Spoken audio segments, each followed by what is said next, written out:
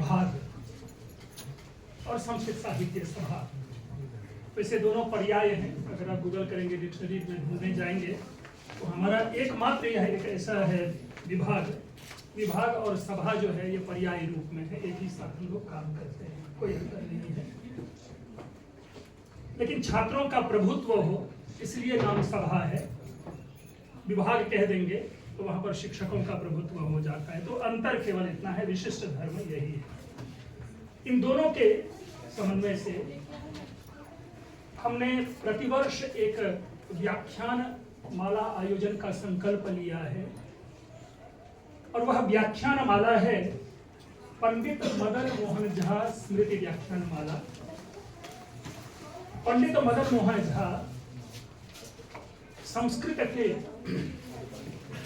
पारंपरिक विद्वानों की जो परंपरा आती है, जब हम नाम लेते हैं, आप लोगों ने नैयायिक बच्चा झा का नाम सुना होगा, उसी आवाज नहीं आ रही है क्या? इसमें आ रही है ना? हाँ, उसी परंपरा के विद्वान रहे हैं। अगर मैं उनकी लिस्ट की गणना यहाँ शुरू करूं तो सुमन जी नाराज हो जाएंगे, जो आज के हमारे मुख्य वक्ता हैं, क्योंकि सारा समय मैं ही बोल दूंगा तो इनके लिए बोलने के लिए समय नहीं बचा रहेगा। लेकिन जब उनका हमने देखा जीवन वृत्त तो निसंदेह प्रणम्य है। और प्रणम्य क्यों नहीं होंगे? क्योंकि जिनके पुत्र डॉक्टर शैलेंद्र मोहन झा जी यहाँ उपस्थित हैं, अभी वे इसी 31 जनवरी को दिल्ली विश्वविद्यालय के देशबंधु कॉलेज से कार्य विमुक्त हुए हैं। हमारे लिए सौभाग्य का विषय यह है कि वे स्टीफेंस कॉलेज के ही छात्र रहे हैं। उससे भी बड़ी बात यह रही है कि उनकी पुत्री भी हमारे विभाग की छात्रा रही है 5 वर्षों तक। तो इनका इस कॉलेज से समवाय संबंध है। इसीलिए इन्होंने हम लोगों के ऊपर में एक अतिरिक्त भार दिया अधिकार पूर्वक कि अपने पिताजी पंडित श्री मदन मोहन झा की स्मृति में प्रतिवर्ष एक व्याख्यान माला का आयोजन हो। चूंकि हमारा विभाग अत्यंत छोटा है, इसलिए हमने सोचा कि इसे कालिदास जयंती समारोह से अगर हम जोड़ देते हैं तो आप जैसे सुंदर सामाजिक प्रबुद्ध व्यक्ति जो है हमारी ऑडियंस के रूप में उपस्थित रहेंगे, तो ये हमारे लिए एक आप लोगों का एक अतिरिक्त कह सकते कि हमारे ऊपर ये भार बढ़ा दिया आप लोगों ने। तो उन्हीं के स्मृति में आज हमने यह व्याख्यान माला आयोजित किया है। प्रथम व्याख्यान माला है और इस प्रथम व्याख्यान माला के प्रथम पुष्प को लेकर के हमारे बीच उपस्थित हैं प्रोफेसर सुमन कुमार झा जी, जो विभागाध्यक्ष हैं साहित्य विभाग में, और लाल बहादुर शास्त्री केंद्रीय विश्वविद्यालय केंद्रीय संस्कृत विश्वविद्यालय। सर ही बताएंगे, क्योंकि गूगल लोगों ने क्या तो उस पर नेशनल लिखा हुआ आ रहा था, लेकिन हम लोग CSU जो सेंट्रल यूनिवर्सिटी करके लेते हैं। और आप लोग सभी जानते हैं कटवारिया सराय जो कि पूरा एक पारंपरिक विद्वानों का गढ़ है। तो वे आज हमारे प्रथम पुष्प के लिए यहाँ उपस्थित हैं। इससे पूर्व कि मैं उनको इस मंच पर आमंत्रित करूं आने के लिए, आज के इस व्याख्यान माला के जो अध्यक्ष हैं, जिनकी अध्यक्षता में पुनः यह प्रथम व्याख्यान माला के प्रथम अध्यक्ष के रूप में हमारे, मैं बार बार नाम लेता रहा हूं, डॉक्टर आशुतोष दयाल माथुर, जो कि अध्यक्षता करेंगे। मैं शैलेंद्र मोहन झा जी से भी अनुरोध करूंगा और उनको साहचर्य देंगे। हमारे मित्र, हमारे क्या मैं कहूँ सहकर्मी, और आप सभी लोग जानते होंगे देश विदेशों में जिनकी यशः पताका जो है वो फहरा रही है, डॉक्टर चंद्रभूषण झा जी। मैं आमंत्रित करता हूं और हमारे जो गेस्ट हैं उनको साथ में दें। चंद्रभूषण जी सर आए और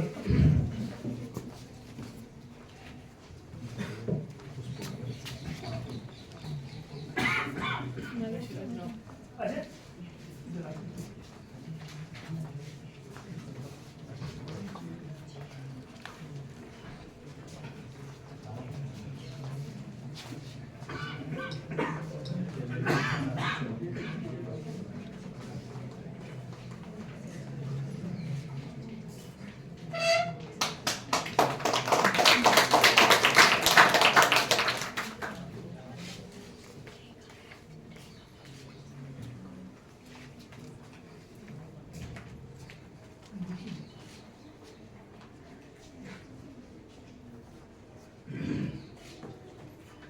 सविता जी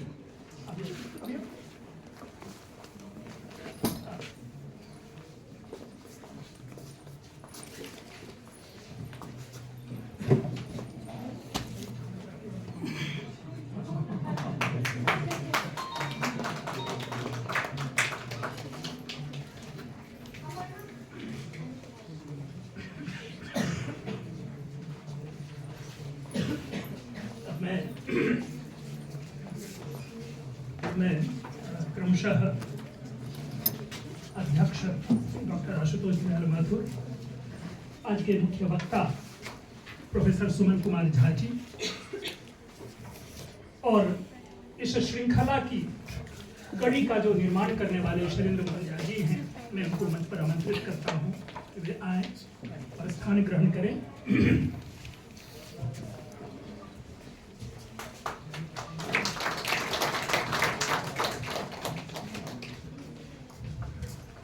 मेरी शब्दावली में अतिथि आदि शब्द नहीं होते, क्योंकि मैं पुनः पुनः कहता हूं कि जब जब मैं अतिथि शब्द का उच्चारण करता हूं तो मुझे एक ही पंक्ति याद आती है कि अतिथि तुम कब जाओगे। इसलिए मैंने जिस दिन से ये पंक्ति आई, मैंने अतिथि कहना छोड़ दिया। हमारे परिवार के सदस्य हैं, सारे इसी परिवार के सदस्य हैं, लेकिन फिर भी तो विद्या विद्धेषु वयः न समीक्षते, धर्म विद्धेषु वयः न समीक्षते, ज्ञान विद्धेषु वयः न समीक्षते। तो जहां पर ऐसे विद्वान हो और उस विद्वान का अगर सम्मान हम ना करें, उन विद्वानों के प्रति अगर प्रणति पुष्प प्रस्तुत ना करें, तो मैं समझता हूं कि किसी भी सभा की शोभा जो है वो न्यून पड़ जाती है। इसलिए इस क्रम में मैं सर्वप्रथम सभा के जो इस सभा के जो अध्यक्ष हैं डॉक्टर आशुतोष दयाल माथुर, उनके सम्मान के लिए मैं श्रद्धेय चंद्रभूषण जी से निवेदन करता हूं कि वे आए और आशुतोष सर का सम्मान करें। साथ में पुस्तक भी ले लीजिएगा।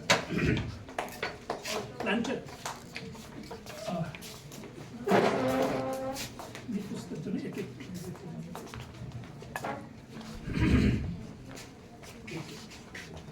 एक प्रति एक प्रति डालते जाएंगे ना।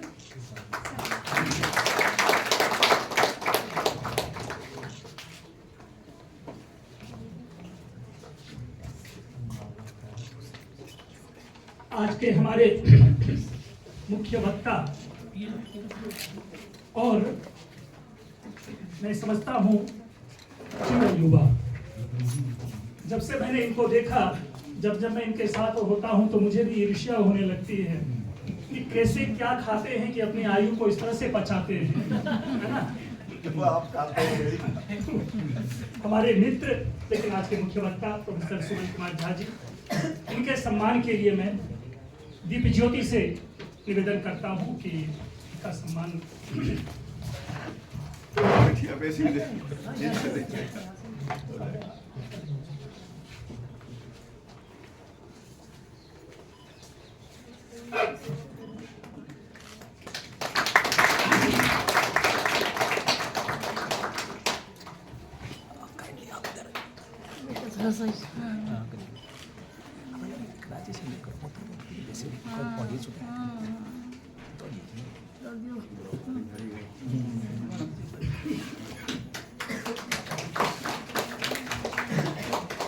इस यज्ञ के पुरोहित, अनुष्ठाता, संकल्पकर्ता डॉक्टर शैलेंद्र मोहन झा जी के सम्मान के लिए मैं अपने सहयोगी डॉक्टर अभय सिंह जी से निवेदन करता हूं कि वे आए और उनका सम्मान करें।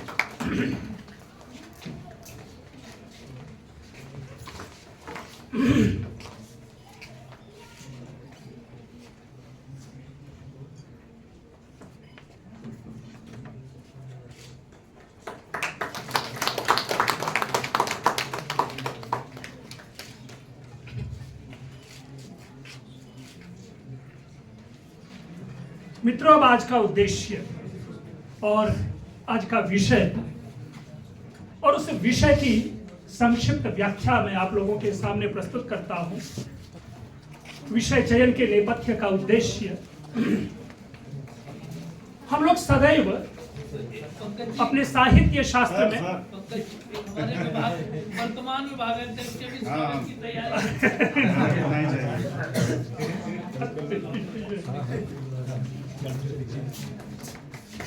ये षड्यंत्र का किस्सा है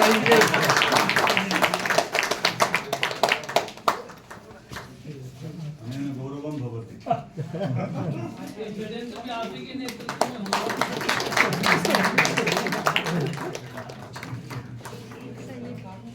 उसको रखिए ना मेरी और योजना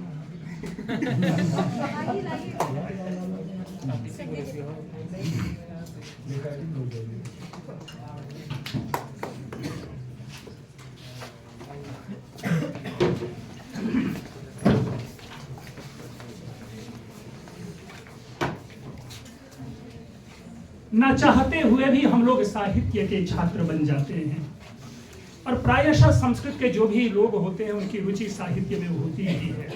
अभी अगर हमने महाभारत की चर्चा की या उससे पूर्व अगर हमने भाषण का विषय लिया तो सबके नेपथ्य में साहित्य भी होता है, साहित्य ही होता है। साहित्य के प्रति हमारी रुचि क्यों जगती है? हम प्रेमचंद का ईदगाह पढ़ते हैं, हमारी आंखों से झरझर आंसू टपकने लगते हैं, हम भावुक हो जाते हैं। अभिज्ञान शाकुंतलम के चतुर्थ अंक में जब शकुंतला की विदाई और कण्व के मुख से अर्थो ही कन्या परिकीय एवं जातो ममायः विशदः प्रकामम प्रत्यर्पित, छूट की पंक्ति गड़बड़ हो गई है, अर्थो ही कन्या परिकीय एवं तामद्य संप्रेष्य परिग्रहीतो जातो ममायम विशदः प्रकामम प्रत्यर्पित न्यास इवांतरात्मा। अगर ये हम सुनते हैं, हमारी आंखों से एक कह सकते हैं कि विरह के जो आंसू है, हमारी बहन, हमारे स्वजन इस घर का परित्याग करके पतिगृह जा रहे हैं, क्यों वे आंसू टपकते हैं? विदूषक आता है, संवाद देता है, पूरी सभा में हास्य की लहरें जो है वो फैल जाती है, क्यों होता है? हमारे साहित्य शास्त्रियों ने इन्हीं सारी चीजों के अन्वेषण के लिए कई सारे ऐसे सिद्धांत, कई सारे ऐसे संप्रदाय जो हमारे पास हैं। कभी किसी ने रस को कहा, कभी किसी ने ध्वनि को कहा, कभी किसी ने वक्रोक्ति, तो कभी किसी ने अलंकार, तो कभी किसी ने औचित्य, तो कभी किसी ने अन्य विषय को रख करके उस साहित्य के महत्व का प्रतिपादन किया। लेकिन समग्र रूप से आप जैसे प्रबुद्ध विद्वान जब समीक्षा जगत में उपस्थित होते हैं तो उस समीक्षा में हम लोग कहीं ना कहीं रस और ध्वनि को अटक जाते हैं। उस रस और ध्वनि का विनियोग, विनिवेश लेखक, कवि, नाटककार किस प्रकार अपने साहित्य में करते हैं, किस कुशलता से करते हैं, कदाचित वह हमारे लिए अन्वेषण का विषय बन जाता है। और जब हम क्लास में बच्चों को पढ़ाते हैं, कहते हैं कि देखो यहाँ ध्वनि है, तो इसमें यहाँ पर ये रस है, तो इनिशियल स्टेज में बच्चों को परेशानी होती है उसके स्पर्श करने में। तो बच्चों की उस समस्या को ध्यान में रख करके एक ऐसा सहज और सरल विषय लिया गया जो कहीं भी दीप, जिसे हम कह सकते हैं, शास्त्रीय नहीं है, जो हम आप सभी समझ सकते हैं, उस विषय को रखा गया है। उस विषय में भी सविशेष हमने नाट्य साहित्य को पकड़ा है, क्योंकि भले ही लोगों की रुचि रघुवंश कुमार संभवम नेषधि चरितम शिशुपाल वधम आदि में ना हो, लेकिन अभिज्ञान शाकुंतलम में हो जाता है। मुद्रा राक्षसम में किसकी रुचि नहीं होगी? और जब मृच्छकटिकम पढ़ते हैं तो कौन सा ऐसा व्यक्ति है जो उसमें डूबना नहीं चाहता?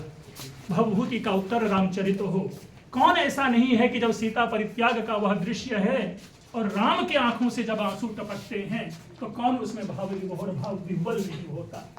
तो उन्हीं कुछ तत्वों को लेकर के, उन्हीं कुछ विषय को लेकर के आज की इस व्याख्यानमाला का यह प्रथम विषय निर्धारित किया गया है। और हम इस कामना से इस विषय, इस व्याख्यानमाला को लेकर के चलते हैं कि कभी मैं भी अपने टूटे हुए दांत से यहाँ बैठा रहूं और मैं देखूं कि आज पंडित मदन मोहन झा व्याख्यानमाला का 25वां या 30वां जो सीरीज है वह चल रहा है। तो इस शुभकामना के साथ मैं आज के हमारे मुख्य वक्ता, साहित्य शास्त्र के मर्मज्ञ, मैंने इन्हें बोलते हुए सुना, मैंने इनके आलेख को पढ़ा और एक आकस्मिक रूप में आज हमारे लिए ये कह सकते हैं कि हमारा जो नाव था वो नदी में फंस गया था। तो उस नाव को आगे बढ़ाने के लिए जो अंतिम क्षण में हमारे संकट मोचन के रूप में उपस्थित सुमन कुमार झा जी हैं, मैं उनको यहाँ आमंत्रित करता हूँ। लेकिन एक पल में अब चूंकि वो चर्चा आई, कई सारे हमारे मित्र हैं जो रंजन त्रिपाठी जी के नाम से आए हैं यहाँ पर। लेकिन एक आकस्मिक घटना घट गई, शायद आप लोग जानते हैं जो यूनिवर्सिटी के छात्र हैं कि आज NSUI वालों ने एक धरना घेराव का, VC के घेराव का आज कार्यक्रम रखा है।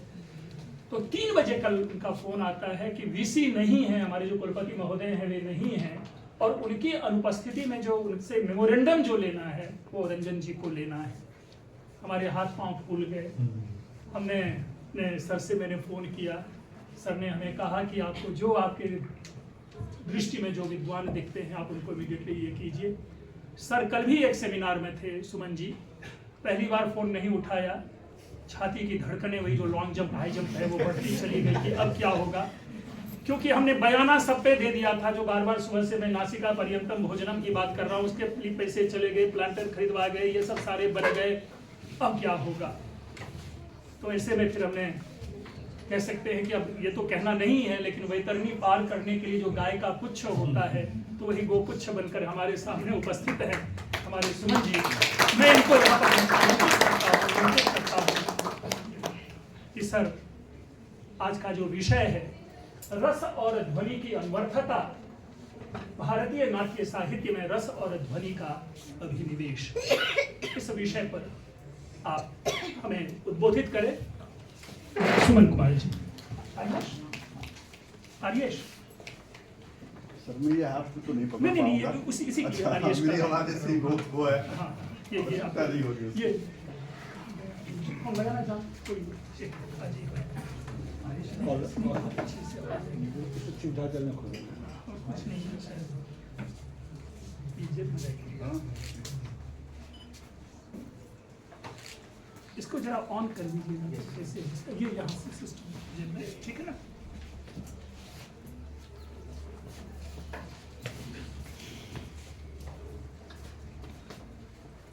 मुझे बहुत आती नहीं है।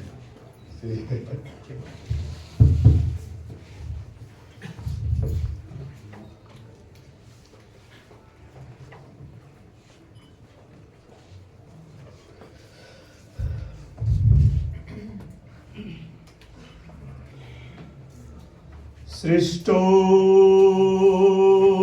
या सर्गरूपा जगदवन विधो पालनीया चरौद्री संहारे चापि यस्य जगदिदं अखिलं क्रीडनं या पराख्या पश्यन्ति मध्यमाथो तदनु भगवती वैखरी वर्णरूपा सा स्मद्वाचं प्रसन्ना विधिहरिगिरीशाराधितालङ्करोतु आङ्गिकं भुवनं यस्य वाचिकं सर्ववाङ्मयम् आहार्यं चन्द्रतारादि तं नुमः सात्विकं शिवम् सरस्वत्यास्तत्वं कविसहृदयाख्यं विजयति। यद्यपि विषय का प्रतिपादन हिंदी में ही किया जाएगा, राष्ट्रभाषा में ही, तथापि हमारे जैसे जो पारंपरिक विश्वविद्यालय के संस्थान के छात्र हैं उनके लिए वह भी हमारा दायित्व होता है। तो इयं या व्याख्यानमाला संस्कृत साहित्य सभया यथा च आचार्येण उक्तं पंकज कुमार मिश्र महोदयेन विभागेन चापि प्रथमवारं समायोज्यते अस्मिन् प्रतिष्ठिते महाविद्यालये। यतोहि कदाचित् अहं सत्यं वदामि, दिल्ली विश्वविद्यालयस्य ये प्रतिष्ठिताः महाविद्यालयाः सन्ति तेषु अयम महाविद्यालयः अग्रगण्यः इति। तो अस्मिन् महाविद्यालये इयं व्याख्यानमाला प्रथमवारम् आयोज्यते समनुष्ठीयते।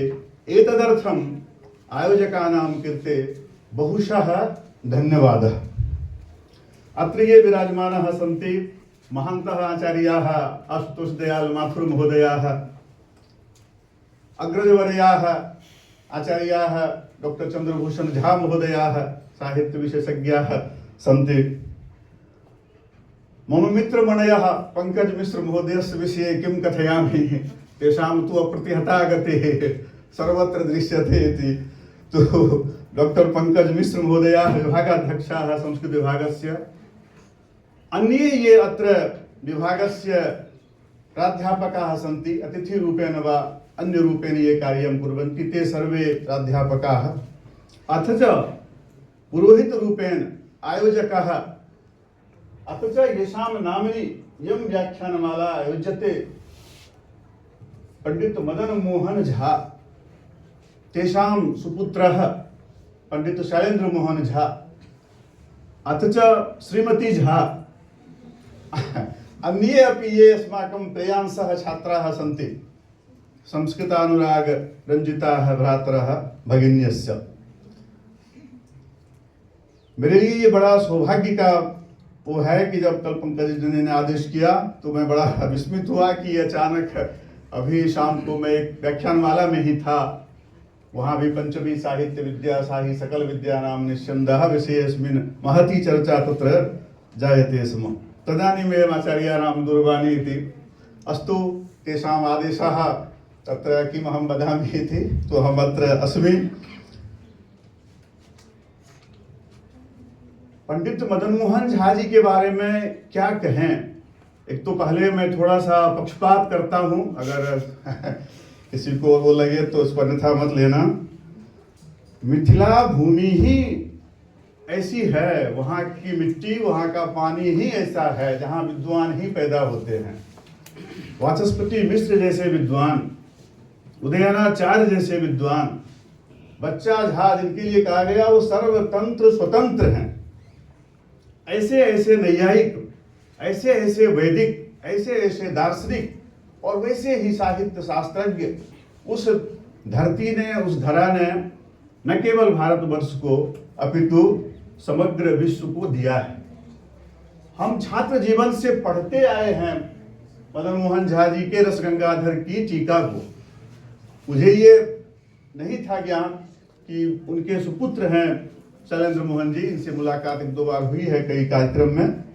तो आज जब इन्होंने भेजा पंकज जी ने उनका पूरा लिस्ट, तो मैं तो उनको लिखा कि एक व्याख्यान तो इन्हीं के व्यक्तित्व और कर्तृत्व पर होना चाहिए। इतने सारे कार्य हैं मदन मोहन झा जी के, और मैं तो मानता हूं कि हम कृतज्ञ हैं। और ये आपने बहुत अच्छा कृत्य किया है, क्योंकि भारतीय ज्ञान परंपरा की बात अभी बड़ी जोर शोर से हो रही है।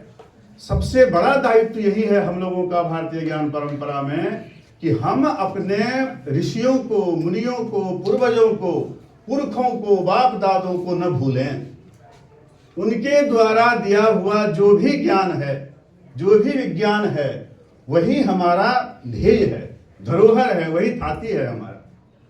तो ये आपने उनकी स्मृति में उनको याद करना, वो भी ऐसे विद्वान को, उनके उचित विचार चर्चा पर जो टीका है, जो व्याख्या है, वो हम पढ़ाते हैं। पढ़ते हुए रसगंगाधर की मैंने चर्चा ही किया कि ऐसा दुरूह ग्रंथ साहित्य शास्त्र का, जिसके लिए कहा गया, उन्होंने खुद कहा, पंडितराज जगन्नाथ जैसा विद्वान, निर्माय नूतन उदाहरणानुरूपम काव्यम मयात्र निहितम न परस्य किंचित, कुछ भी नहीं लिया दूसरे, सब कुछ अपना है। निर्माय नूतन उदाहरणानुरूपम काव्यम मयात्र निहितम न परस्य किंचित किम सिद्धते सुमनसा मनसापि गंधः कस्तूरिका जनन शक्ति भृता मृगेन। और वो पांडित्य है उनका, वो घोष करते हैं, कहते हैं कि हाँ मैं हूं पंडित। अगर किसी में है विद्या का गर्व तो आओ मुझसे करो। ऐसे पंडित के ऐसे दुरूह ग्रंथ पर, जो कि नव्य न्याय की भाषा अवच्छेदका अवच्छेदकम साहित्य के विद्यार्थी के लिए ऐसे ही कठिन हो जाता है, उस पर उन्होंने इतनी सुंदर संस्कृत में और हिंदी में टीका लिखी हुई है। तो ऐसे विद्वान को नमन करना ही अपने आप में भारतीय ज्ञान परंपरा का नमन है, अपने पूर्वजों का नमन है, अपने ऋषियों मुनियों का नमन है, जिन्होंने हमें ये पूरी परंपरा दी है। और मुझे पूरा विश्वास है अभी हो ही रहा है, आप सब भी, तुम सब भी समझ ही रहे हो इस बात को, दुनिया को आना पड़ेगा उसी ज्ञान परंपरा पर। वही एकमात्र विकल्प है, नास्ति अन्या गति, जो वेदांत का कथन है, कोई अन्य गति ही नहीं है। अगर आपको कुछ भी बचाना है, क्योंकि अभी तो ऐसी स्थिति आ गई कि जहाँ के आपके बच्चे भी आपके बच्चे नहीं हैं, वो बायोलॉजिकली हैं, बाकी नहीं है आपके बच्चे, वो कब काटेगा पता नहीं, मैं तो एक सेकंड में भूल जाऊंगा। क्यों? टेक्नोलॉजी। ऐसी स्थिति में यही हमारे लिए संबल है। तो ऐसे आचार्यों पर यह आयोजन करना और सेंट स्टीफेंस महाविद्यालय के द्वारा ये किया जाना, क्योंकि यहाँ कोई बात होगी तो बहुत दूर तक जाएगी। ये वो शहरी वाले में मत देखना इसको, बहुत दूर तक जाएगी, क्योंकि यहाँ जो हमारी युवा पीढ़ी है और उसमें भी जो सबसे स्वर्णिम युवा पीढ़ी है वह दिल्ली विश्वविद्यालय के महाविद्यालयों के अंग होते हैं। तो आपसे ही छन छन के निश्चिंत रूप में सारी बातें सर्वत्र जाएगी, ऐसी मेरी कामना है।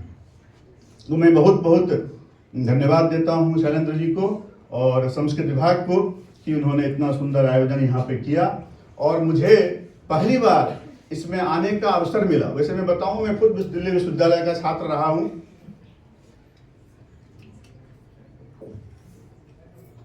मैं यहाँ से एमए किया, दिल्ली विश्वविद्यालय के वेंकटेश्वरा कॉलेज में मेरा एडमिशन था। मैं कम आ पाता था क्योंकि हमारे बहुत सी गतिविधि साउथ दिल्ली में थी और वहाँ से यहाँ आना और यहाँ से वहाँ जाना थोड़ा कठिन हो जाता है। तो दिल्ली विश्वविद्यालय में इस तरह का आयोजन बहुत ही सुंदर है और बहुत ही सुखद है। इसके लिए मैं पुनः बहुत बहुत साधुवाद देता हूँ पंकज जी को और पूरी टीम को। अब जो विषय रखा गया, भारतीय नाट्य साहित्य रस ध्वन्योर अभिनिवेशा, कल शाम चर्चा हुई तो मैं कहा तो एक ही विषय रस ही अगर चर्चा शुरू करें तो शायद कितना दिन लग जाएगा पता नहीं, आज तक बड़े बड़े आचार्य नहीं कर पाए। महेंद्र जी दिल्ली विश्वविद्यालय के बड़े प्रसिद्ध आचार्य हुए हैं, हमारे श्रद्धेय गुरु जी प्रोफेसर वाचस्पति उपाध्याय जी जो दिल्ली विश्वविद्यालय के संस्कृत विभाग के विभागाध्यक्ष रहे, हमारे यहाँ विश्वविद्यालय के कुलपति रहे, सुनाम धन्य। वो कहते थे कि वो नगेंद्र जी कहते थे कि बच्चा वाचस्पति, ये जो रस की दुकान है ना इसको चलते रहने दो, ये रस की दुकान है। क्यों? देखो कहाँ से शुरू हुआ, रसाधिकारिकम नंदिकेश्वर भरतात् पूर्वमपि ततः आरभ्य इदानीं यावत् अधुना पर्यन्तम नैके आचार्याः नैके टीकाकाराः व्याख्याकाराः अस्मिन् संदर्भे स्वस्वमतं स्वस्व टिप्पणीं तेषु तेषु संदर्भेषु प्रसंगेषु ग्रंथेषु व्याख्यासु उपस्थापित। तो ये तो दुकान है। इस रस पर जिस पर कि ऐसे ऐसे महान महान आचार्यों ने अपनी अपनी व्याख्या लिखी है, उसकी चर्चा करना अपने आप में एक बड़ा ही अद्भुत है, और वह भी इतनी अल्प समय में। लेकिन फिर भी स्थितस्य गतिः चिंतनीया हमारे यहाँ कहा गया है, जब जैसा आप पढ़े वैसा ही हमें स्वीकार करना चाहिए, और ये हमारा दायित्व है संस्कृत के विद्यार्थी होने के नाते, प्राध्यापक होने के नाते। तो सबसे पहले आप ये देखिए कि बहुत सबको पता ही होगा, उन सब बातों को आपके गुरुजन पढ़ाते ही हैं। काव्य की अगर स्थिति को देखते हैं तो प्रारंभ है, कई भेद हैं, लेकिन दृश्य और श्रव्य सबसे जो बड़ा विभाजन है, श्रव्य के रूप में और दृश्य के रूप में। दृश्य में जब आते हैं तो पूरा रूपक है, 10 रूपकम नाटकम प्रकरणम इत्यादि। फिर उपरूपक की बात होती है तो 18 भी हैं, कहीं 20 भी हैं। शारदा तनय ने भव प्रकाशन ग्रंथ में 20 उपरूपक लिखा, किसी को नोट करना हो तो नोट कर लो, रेफरेंस उपलब्ध हैं। मदन मोहन अग्रवाल जी ने बड़ी अच्छी व्याख्या लिखी है उसकी भव प्रकाशन की। तो 20 उपरूपक हैं, तो मिला के 30 प्रकार के रूपक हो गए अगर नाट्य साहित्य की बात करते हैं। अच्छा, उस नाट्य साहित्य का अगर संस्कृत नाट्य साहित्य की बात अभी सर बता रहे थे पंकज जी, अभिज्ञान शाकुंतलम की चर्चा इसलिए ज्यादा उचित है इस संदर्भ में कि हमारे बीए के कोर्स में भी लगा हुआ है दिल्ली विश्वविद्यालय, अगर मैं सही कर रहा हूँ तो सर प्रमाण देंगे इस बात का। जहाँ तक मैं जानता हूँ कॉलेजों में भी बीए के कोर्स में भी अभिज्ञान शाकुंतलम शायद पूर्ण अध्यापन होता है। हो गया है थोड़ा। अच्छा, पहले ऐसा ही था। तो मैं तो पुरानी ही बात कहूँगा, मैं तो 2002 में किया, 4 में किया, तब की बात बता रहा हूँ। तो अब तो सब कुछ बदल गया है, टेक्नोलॉजी ने सारा बदल दिया, अब कितनी NFP कई नई नई चीजें आ रही हैं। खैर, तो उसकी चर्चा के साथ हम शुरू करते हैं इस बात को। तो भारतीय साहित्य की जब बात करते हैं तो प्रमुख रूप से संस्कृत साहित्य की ही बात आती है। यद्यपि भारतीय ज्ञान परंपरा, भारतीय साहित्य में हमारे सारे प्रादेशिक साहित्य हैं, चाहे जो हमारी 22 भाषाएं संविधान में स्वीकृत है, उन भाषाओं में निबद्ध सारे रचनाएं हमारे लिए उसी रूप में आदरणीय हैं, वैसे ही पूज्य हैं जैसे कि संस्कृत के हैं। लेकिन चूंकि हमारा दायित्व यहाँ संस्कृत का है, अतः मैं उसकी बात करता हूँ। तो साहित्य में नाट्य का वैशिष्ट्य आप सब जानते होंगे, कई बातें कही गई है। नाटकांतम कवित्वम, वामनाचार्य ने कहा संदर्भेषु दस रूपकम श्रेय, काव्येषु नाटकम रम्यम, खूब सबको याद ही होगा, तत्र रम्या शकुंतला इत्यादि इत्यादि, तो वो सब बात आपको पता ही है। एक और महत्वपूर्ण बात, क्यों नाट्य काव्य में, और जब नाट्य बोलते हैं तो उसका अर्थ होता है रूपकम, नाट्यम नाम रूपकम, नाटक उसका एक भेद है। नाट्यम का अर्थ हुआ जो अवस्थानुकृत नाट्यम, 10 रूपकार धनंजय ने लिखा, शायद दर्पणकार ने भी लिखा, अवस्थानुकृत नाट्यम रूपम दृश्य तयोच्यते, रूपकम तत्समारोपात दशधैव रसाश्रयम। तो वो नाट्य है। और क्यों है वो, तो इसका उत्तर दिया है कालिदास ने। मालविकाग्निमित्र में उन्होंने कहा कि क्यों नाट्य को हम सबसे सुंदर और सबसे अच्छा और उत्तम क्यों माने काव्य में। उनका उन्होंने उत्तर दिया, क्योंकि नाट्य में वो सामर्थ्य है दृश्य होने की वजह से, दृश्यत्वात् अभिनयत्वात्, उसमें ये सामर्थ्य है कि समाज के हर तरह के व्यक्ति के लिए अंतिम पायदान से लेके और ऊपर तक, top to bottom, bottom to top, वो शायद ज्यादा तुम लोगों के लिए सुटेबल होगा। तो हर वर्ग के लिए, हर श्रेणी के व्यक्ति के लिए उसमें कुछ न कुछ है। जिसको जो अच्छा लगता है उसके लिए वही है। ड्रेस बड़ा अच्छा लगता है, नए नए ड्रेस आए हैं, तो लड़कियों के लिए, महिलाओं के लिए वही ड्रेस वहां से तुरंत आ जाएगा। कल कुछ तो हो गया ना। किसी को एक्शन बहुत अच्छा लगता है, वह भी है। संवाद बहुत अच्छा लगता है, वह भी है। उन्होंने कहा कालिदास ने, नाट्यम ही भिन्न रुचेर जनस्य बहुधाप्य एकम समाराधनम, अर्थात सर्वेषां जनानां कृते यदि एकत्र किमपि विद्यते तत् अस्ति नाट्यम। तो इसलिए नाट्य जो है वह काव्य में सर्व प्रमुख हो गया। सर समय की क्या है, कुछ पूछा नहीं कब तक है ये प्रोग्राम, बता दीजिएगा सर। तो एक घंटा तो है ही कम से ठीक ठीक, हाँ नहीं उस भूमिका के बाद, हाँ उससे कम में तो होता ही नहीं है। गुरुजी कहते थे बच्चा एक बार खुल गया तो 50 मिनट तो नॉन स्टॉप हूँ, क्योंकि दिल्ली विश्वविद्यालय में पढ़ाते पढ़ाते ये आदत हो गई है। 50 मिनट की क्लास होती है तो 50 मिनट तो बोलूंगा ही, उसके बाद देखा जाएगा।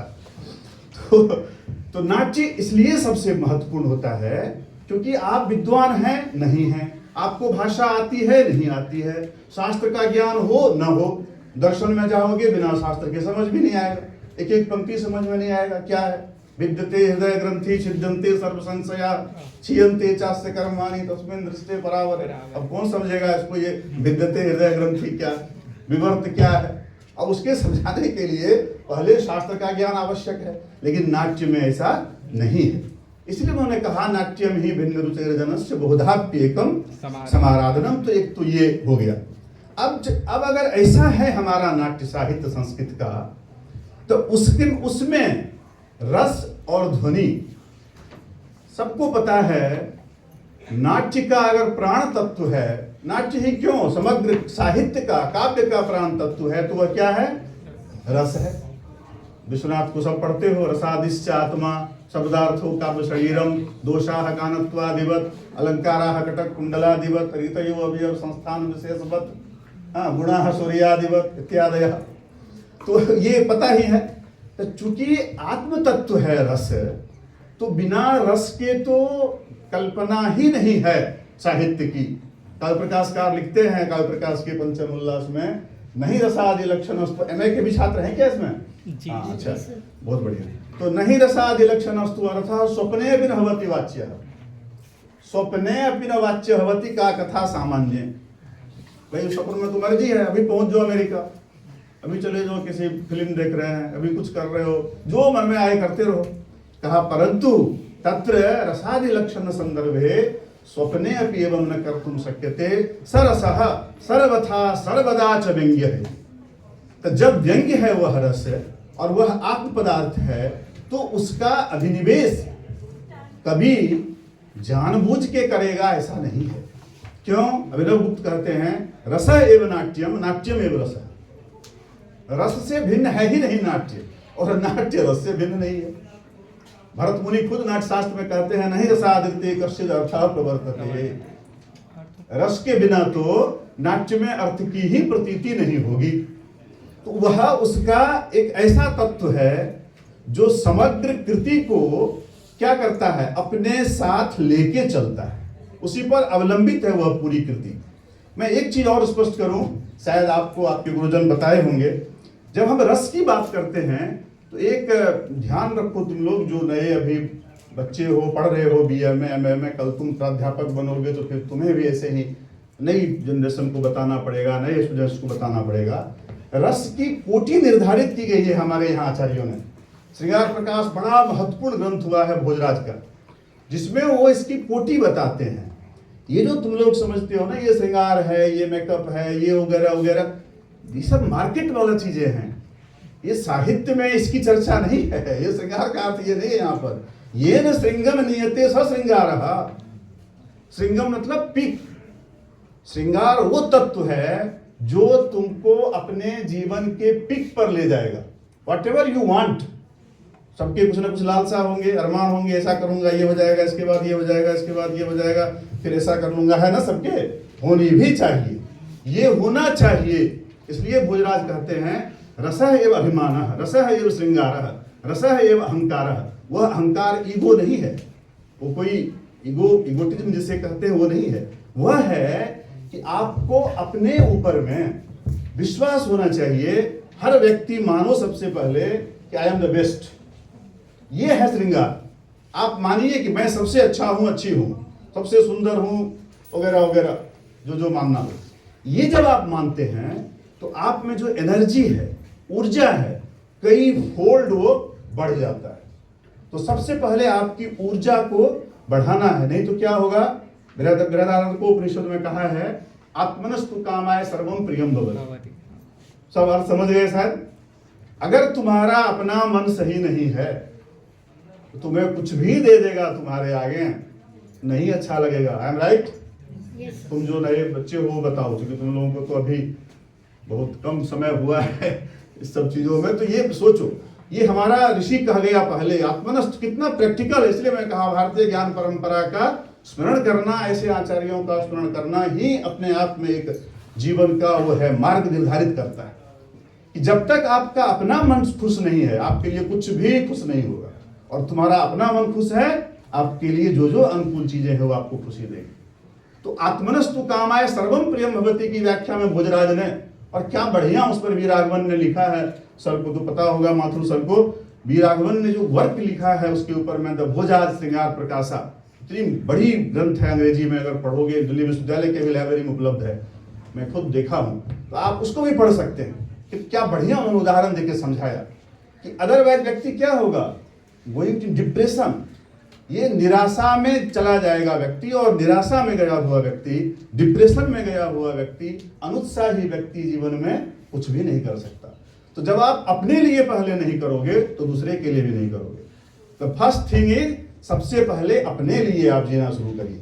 खुद को कहिए मैं बहुत अच्छा हूं और वो हर चीज मैं भी कर सकता हूं, कर सकती हूं जो बाकी लोग कर रहे हैं। ये भाव जब आप में आएगा फिर आप तुरंत चल देंगे, आपका हर मार्ग तय हो जाएगा, आप फिर उस मार्ग पर आप बढ़ेंगे। तो साहित्य का रस ये है, जो जिस कोटि पर मैं लाया था आपको, कि अगर उसकी प्रथम कोटि देखोगे तो पूर्वाम मध्यमाम उत्तराम च, तो ये जो श्रृंगार हास्य करुण रुद्र वीर भयानकादय शांतादय इत्यादय है, उसके भावानुभाव विचारी संजोगात होगा, उसमें ऐसा होगा, उससे ये वो सब बात अपने जगह पर सब ठीक है, लेकिन उसकी कोटि समझिए। वह रस क्या है? वह रस चिन्मय है, अलौकिक है, और केवल आनंदमय है वह। इसलिए साहित्य दर्पणकार की पंक्ति याद कर लो, सत्वोद्रेकादखंड स्व प्रकाशानंद चिन्मयः वेदांतर विद्यांतर स्पर्श शून्यो ब्रह्मा स्वाद सहोदर लोकोत्तर चमत्कार प्राणः कैश्चित् प्रमातृभिः स्वाकारवद भिन्नत्वेन अयम आस्वाद्यते रसः। तो वो ये मार्केट वाला रस सब नहीं है, तो इस भ्रम में नहीं रहना कभी कि ये मार्केट वाले जो चीजें हो रही है यही साहित्य में भी है। वो तो उसका एक, चूंकि काव्य का, नाट्य का प्रयोजन क्या है सबने खूब याद किया होगा। धर्मार्थ काम मोक्षेषु वैतक संयम कलासु च करोति कीर्तिम प्रीतिम च साधु काव्य निबंधनम साय दर्पणकार का चतुर्वर्ग फल प्राप्ति सुखादल प्रध्याम अपि काव्य देव तत्सेना इत्यादि इत्यादि अव्यम्यस्य अर्थकृते वगैरह वगैरह सारा सुना होगा। तो सर कहेंगे इसमें तो पंक्ति में जा रहा समय। अस्तु, प्रयोजन क्या है? चतुर्वर्ग, कभी विचार करो इसमें। ये जो चतुर्वर्ग है, धर्म अर्थ काम और मोक्ष। हमारा साहित्य का रस ये बताता है हमें कि बच्चे अगर जीवन में आपको सफल होना है तो इस चतुर्वर्ग में क्या करना पड़ेगा? क्या करना पड़ेगा जी? समन्वय लाना पड़ेगा। समन्वय मतलब if the 100% is, so the every पुरुषार्थ is 25%। होना ही चाहिए, आप में बिल्कुल होना चाहिए इच्छा, बिल्कुल होना चाहिए लालसा। मैंने पहले ही दिया उसका आपको तर्क, उसका उत्तर शास्त्रकार का वचन देके तर्क दिया। 25% धर्म, 25% अर्थ काम, फिर मोक्ष। मोक्ष है क्या? यही तो मोक्ष है, शांति, आपके लिए सुकून मिल जाना। आज के बच्चों को समझाने के लिए इससे बढ़िया नहीं है कि अगर आपका मन शांत है, चित्त शांत है, आपके जीवन में शांति है, सुकून है, यही सबसे बड़ा मोक्ष है। शास्त्र के जो अर्थ है उस पर अभी नहीं जाना है। उसमें जाओगे तो फिर तुम कहोगे फिर सब कुछ छोड़ दूं, सब पूरा दुनियादारी, तो अभी वहां मत जाओ, अभी यही पढ़ लो। फिर जब तुम और शास्त्र पढ़ लोगे फिर वहां पहुंचना। तो बैलेंस बनाना, समन्वय बनाना, कितना परसेंट तुम लोग देख लो। समाज में सब रह रहे हो, सबके परिवार हैं, रिश्तेदार हैं, नातेदार हैं। वह परिवार बिखर जाता है जहां पर कि पुरुषार्थ चतुष्टय में समन्वय नहीं है, बैलेंस नहीं है। एक 80% है, दूसरा 5% है, तो कैसे चलेगा घर? अगर धर्म होगा 5% और इच्छाएं होगी 80%, चल पाएगा क्या? ड्यूटी है ही नहीं, कर्तव्य है ही नहीं, बोध है ही नहीं, कोड ऑफ कंडक्ट है ही नहीं, तो कहां से चलेगा जीवन? नहीं चलेगा। इसलिए बार बार कहते हैं चतुर्वर्ग फल प्राप्ति, धर्मार्थ काम मोक्षेषु। तो हमारा साहित्य, हमारा नाट्य, अभिनिवेश कवि ये करता है। अब इसका उदाहरण देखो भाई, उदाहरण हो, मैं अध्यापक हूँ, 30 साल से पढ़ा रहा हूँ, 24-25 वर्ष से, तो बिना उदाहरण की तो बात बनेगी नहीं। शाकुंतलम को ही ले लेते हैं, इसी पर घटाते हैं इस बात को। नाट्य में रस का अभिनिवेश।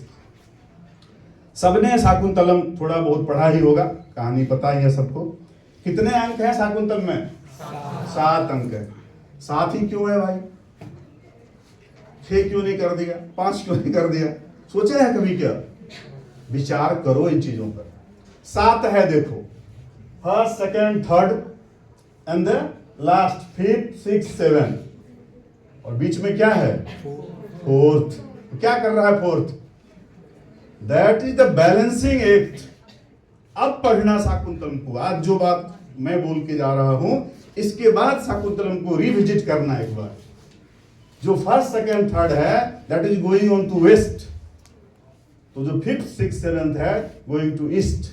और वह जो चौथा अंक है, वो योजक कड़ी है, पकड़ा हुआ है, इसको भाग नहीं सकता कोई। अब इसमें देखो, चतुर्वर्ग फल प्राप्ति। शाकुंतल क्या है? सब लोग कहते हैं अरे कालिदास तो बड़ा वो था जिनको कुछ बोध नहीं है संस्कृत साहित्य का। क्योंकि हमारे वो सारे जो महाकवि हैं ना, वो भी ऋषि थे, वो उसी तरह के ऋषि थे जैसे सारे दार्शनिक और उससे पूर्व के अलौकिक और पौरुषेय जिनकी रचनाएं हैं वो ऋषि हैं। तभी भामह ने कहा, काव्यालंकार में, नाम सुना है भामह का? जी सर। न स शब्दो न तद वाच्यम न स न्यायो न सा कला जायते अन्न काव्यांगम अहो भारो महान कवि। कितना बड़ा भार है कवियों पर। हमारे सर कवि हैं, वो ज्यादा समझेंगे कितना बड़ा भार है। क्यों भार है? बाकी को चिंता नहीं है, वो केवल अद्वैत की बात कर देगा, केवल न्याय की बात कर देगा, वैशेषिक की बात कर देगा। वो कहेगा मैं केवल शुक्ल यजुर्वेद जानता हूं, उसकी बात कर देगा। व्याकरण जान रहा हूं, ठीक है जी, सारा सूत्र बता दिया, इसकी अर्थ बता दिया। मैं किसी विषय, सब हमारे ही हैं, सब मैं हूं और सब हमारा ही है। मैं वो ये कहना मैं ये चाह रहा हूं, साहित्य क्या है?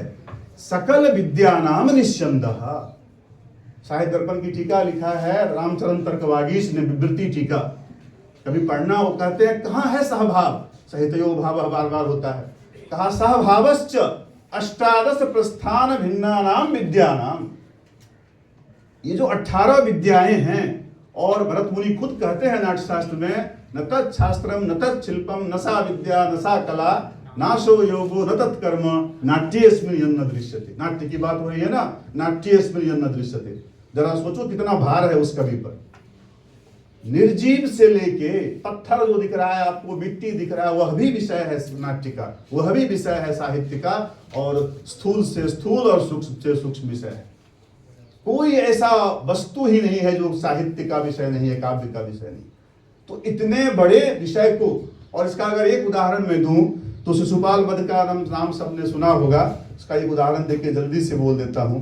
एक घास होता है, उसको बोलते हैं मोथा, सुना है क्या?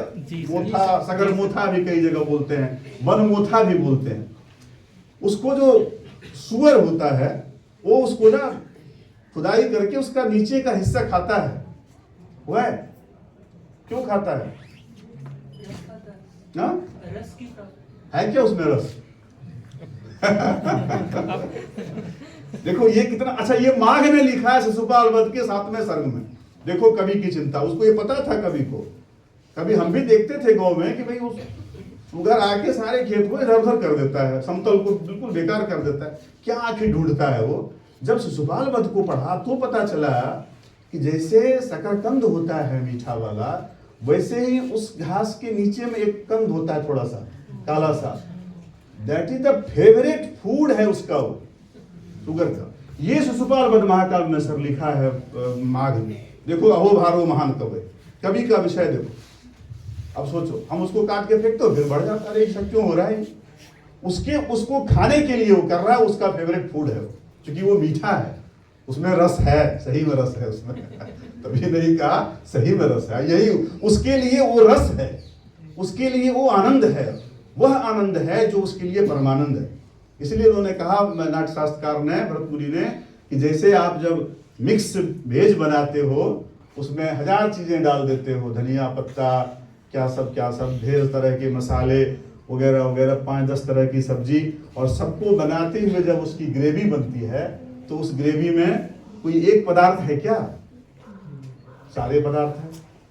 जीरा भी है, अदरक भी है, धनिया भी है, लहसुन भी है, प्याज भी है, एक्सेट्रा एक्सेट्रा एक्सेट्रा। अब उसका जो वह रस है, वह रस जब आप खाते हो तो बड़ा आनंद लगता है आपको। हर्षादिगच्छन्ति पुरुषाः जनाः तद्वत् एव काव्येष्वपि नाट्येष्वपि। जब आपके बोध में ये होता है तो ये सुमनसः सामाजिकाः प्रेक्षकाः सन्ति, ते प्रेक्षकाः हर्षादिंश, इसको कहते हैं खुशी, आनंद का अनुभव होता है।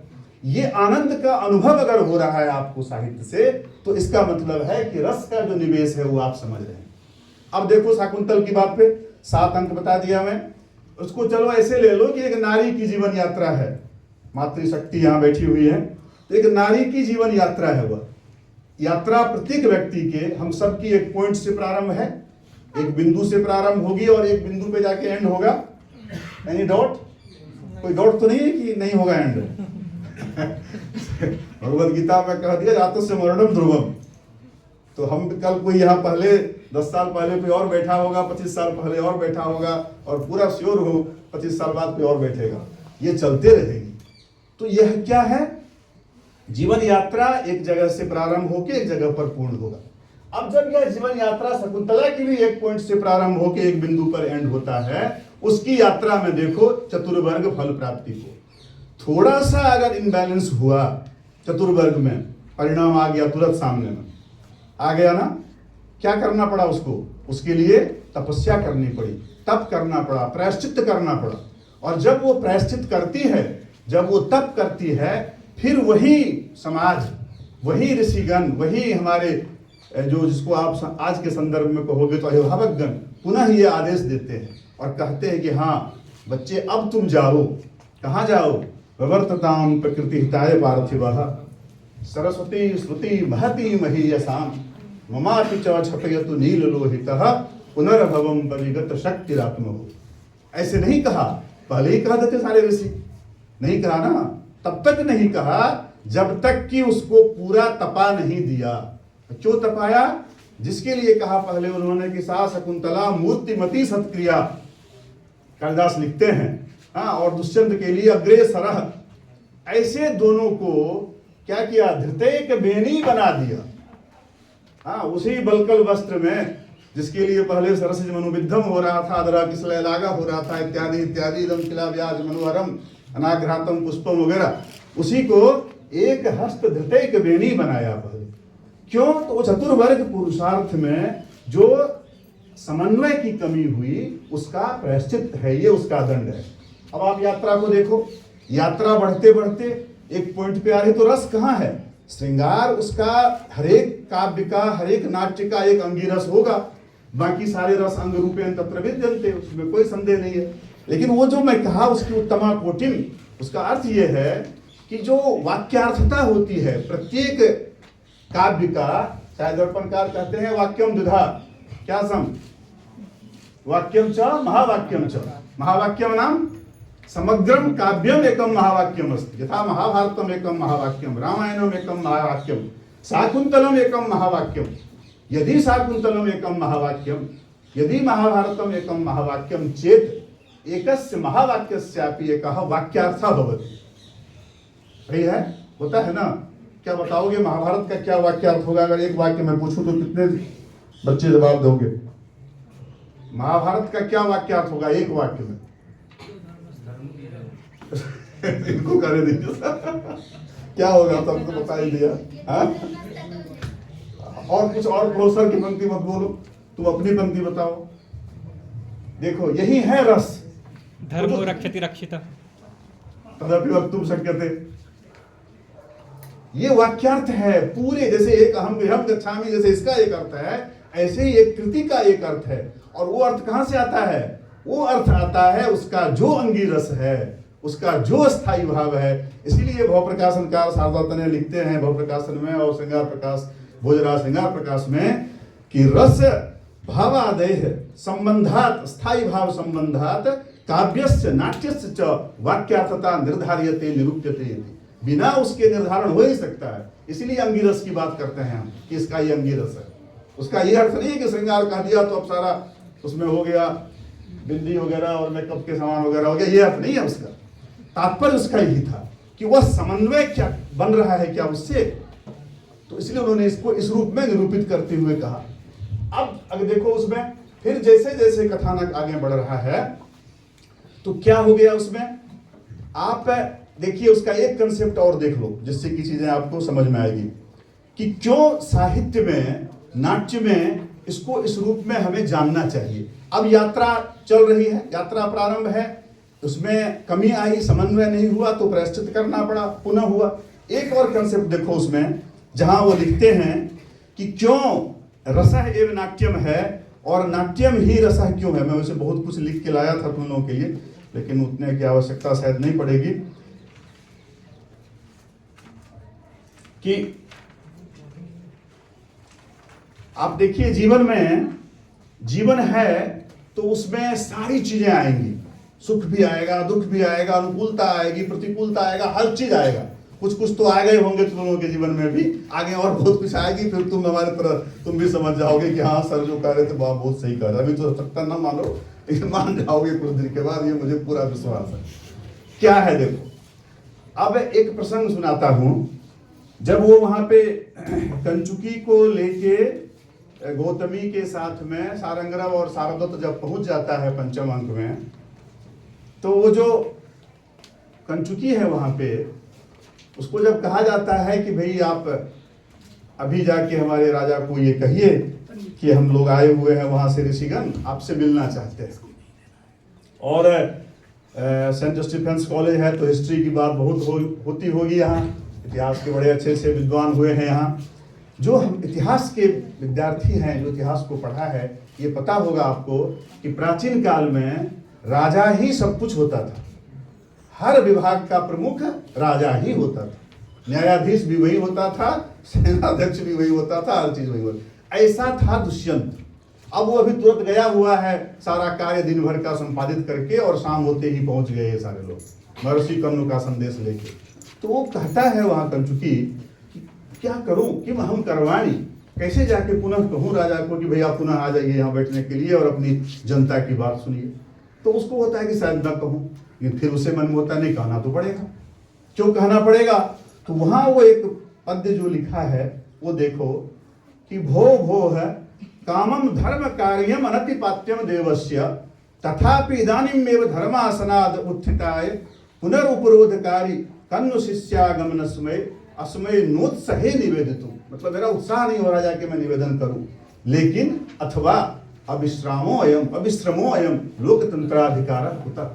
क्यों भाई? लोकतंत्र में है सर्व सुखी संप्रार्थते जंतु राज्ञाम तदितार्थता तो दुखांतरे वो। ये कालिदास लिख रहा है। देखो उसका उदाहरण मैं देता हूं। अभी शायद तुम में से तो बहुत लोगों ने नहीं देखा होगा सर, वो जो प्लेन हाईजैक की घटना हुई थी वो किस कब हुई थी? ऐसी 814 वाली ना? हाँ, उसका वाजपेयी हुआ था प्राइम मिनिस्टर ऑफ 99 में से या 2000 में। देखो फोन में देख लो आ जाएगा सर। 1999 में हाँ जर्मनी के शुरू। ठीक है, जिन्होंने देखा है उस दृश्य को, बहुत बच्चे नहीं देखे होंगे क्योंकि अभी 25 आ गया है। हाँ नहीं हुए होंगे। मैंने वो घटना देखो कालिदास कब लिख रहे हैं ये बात, और ये देखो घटित कहाँ हो रहा है। ये पद्य देते हैं वहां पर वो कि औत्सुक्य मात्र, बसंत का छंद है, औत्सुक्य मात्र अवसायति प्रतिष्ठा तृष्णाति लब्ध परिपालन वृत्तिरेनम नातिश्रमापनयनाय न च श्रमाय राज्यम स्वहस्त धृतदंड विवाद पत्रम। भाई राजा बन तो जाओगे, पद ले लेना तो आसान है, लेकिन उसका निर्वाह करना बहुत कठिन है। इसीलिए बहुत पद वगैरह के पीछे नहीं भागना चाहिए। क्या करेंगे? 11 दिन प्रधानमंत्री बन जाएगा क्या हमारे वो क्षमता है क्या प्रधानमंत्री के पद का दायित्व निर्वाह करने की? भाई हमें खुद को तो आंको कभी कि मैं कितने हूं, जितना हूं उतने में खुश रहूंगा। तो पद वो बड़ा सा छत्रदंड दे दिया, पकड़ा दिया हाथ में, और अब वो छत्रदंड जो है वो 5 क्विंटल का है। पता चला हाथ तो दम दर्द से टूट रहा है, और गिरा दूंगा तो लोग हंसेंगे वहां सामने। अब गिरा भी नहीं पा रहे, अब पकड़ भी नहीं पा रहे हैं हाथ में। ये परिस्थिति उस समय हुई वो प्लेन हैजेक में कि राजा की चरितार्थता अगर आतंकवादी को लेके चला गया, आज भी क्रिटिसिज्म हो रहा है, लोग क्रिटिसाइज कर रहे हैं। नहीं जाए तो राजा करे क्या? यहीं पर प्रधानमंत्री आवास में सफदरजंग रोड पे हजारों लोग, हमारे ही इसी एनसीआर के लोग वहां जल रहे हैं। 10 लोग जल चुके, 3-4 लोग पेट्रोल डाल लिया अपने ऊपर में। राजा क्या करेगा? यही है राज्ञाम चरितार्थता तो दुखांतरे वो। तो ये भी प्रसंग कालिदास देता है वहां पर कि आप नाट्य के रस को तो भले समझिए कि उसका उत्तमा कोटि क्या है, पराम कोटि क्या है, मध्यमाम कोटि क्या है और उत्तराम कोटि क्या है। ऐसे विषय वस्तु को अगर आप उसके संदर्भ में देखेंगे, उस नाट्य के कथानक के संदर्भ में, तो फिर कथानक को आगे बढ़ाया और उसकी वो देखो कलाकारी देखो कालिदास की, क्या नाट्य साहित्य के रूप में कैसे वो रस की बात को समझाते हैं, कैसे हमें समझाते हैं कि क्या है रस। एक भारतीय समाज में एक बड़ी सुंदर संकल्पना है, बच्चे के लिए कितनी अच्छी बात उन्होंने कहा कि इसको भी समझाया। आपको आनंद आना चाहिए, और आनंद एक दिन नहीं, यहां से जब उठोगे तो कुछ बातें कल आएगा। अच्छा सर ने जो कहा इसका तो ये भी अर्थ है, इसका ये भी अर्थ है। तुम्हारे मस्तिष्क को वो एकदम झंकृत करते रहे 10 दिन 15 दिन तक, ये है आनंद और यह है उसका रस। अगर आपने यह बोध कर लिया तो बात वो सिद्ध होगी कि रसः एव नाट्यम, नाट्यम एव रसः, रसादिश्च आत्मा। तो वो प्रसंग देते हैं वहां पर एक कि जब वो दुष्यंत पहुंचता है मातली के द्वारा नीचे आने के बाद आश्रम में जब जाता है, तो वहां जो सर्वदमन है, सर्वान दमयति सर्वदमनः, तो बड़ा सुंदर बच्चा है, वहां खेल रहा है। तो दुष्यंत को ये, चूंकि उसको पुत्र नहीं है, तो एक लालसा होती कि मैं इस बच्चे को ना गोदी में ले लूं। अब देखो ये जो रस है, इस प्रकरण का, इस विषय का जो रस है, इसको वो कैसे रखते हैं कालिदास, इसको देखो। लोग कहेगा कि भाई क्यों ऐसे कर सकते हैं आप, तो क्या कहा उन्होंने, फिर बसंत का छंद में लिखते हैं वो, आलक्ष्यदंत मुकुलान निमित्त हाशय अव्यक्त वर्ण रमणीय वचः प्रवृत्तिं अंकाश्रय प्रणयनस्तनयान वहंतो धन्यास्तदंग रजसा मलिनी भवंती। आज भी भारतीय समाज, भारतीय ज्ञान परंपरा यही मानती है कि वह गोद ही बेकार है जिस गोद में बच्चे ने उसको गंदा न किया। आज लोग कहेंगे अरे हमारा ड्रेस खराब हो जाएगा, ये हो जाएगा, वो हो जाएगा, ये कर देगा, वो कर देगा। ये मलिनी भवंती, ये कब कह के गए हैं? देखो उसकी अनुमति देखो आप। इस रूप में कथानक को बढ़ाया, तो जीवन यात्रा चल रही है, चलते चलते जीवन यात्रा जब अंतिम अंक में पहुंचती है, अंतिम 7वें अंक में जाती है, तो वहां देखो आप संकल्पना। आज सभी लोग देखते हो दिल्ली में जो सुप्रीम कोर्ट है हमारा न्यायालय की बात है, मैं 1-2 पत्र लिखा हूं इस पे, ये मेरी अपनी उद्भावना है, हो सकता है आचार्यगण सहमत हो इससे शायद ना। मैं मानता हूं कि जैसे आज सुप्रीम कोर्ट का जो प्रोसीडिंग है, जो आज हमारे न्यायालय की जो न्याय की प्रक्रिया है, वो प्रक्रिया देखो वहां दिखती है हमें, जो कहते हैं ना वादी और प्रतिवादी, तो वहां पर भी चीफ जस्टिस हैं भगवान मारीच, बाकी सारे जो ऋषिगण हैं आश्रम के वो सब हो गए अन्य न्यायाधीश, उनकी पूरी सभा वहां बैठती है। जैसे आज हो रहा है 5 बेंच का बना दिया जज, अयोध्या मामला था तो 5 बेंच, या और कितना कितना जितना गंभीर मामला होगा उतना बड़ा बेंच बनते जाएगा। बेंच बन गया, अब वहां वो बैठे हुए हैं मुख्य न्यायाधीश की कुर्सी पे, बाकी सारे, और अब वहां शकुंतला और दुष्यंत, वादी और प्रतिवादी दोनों पहुंचते, दोनों अपनी अपनी बात पूछता है कि हाँ तुम बताओ अपनी बात। वो अपनी बात सारी कहती है कि मेरा इसमें क्या दोष है, मैंने क्या किया। दुष्यंत तुम बताओ, दुष्यंत अपनी सारी बात कहता है।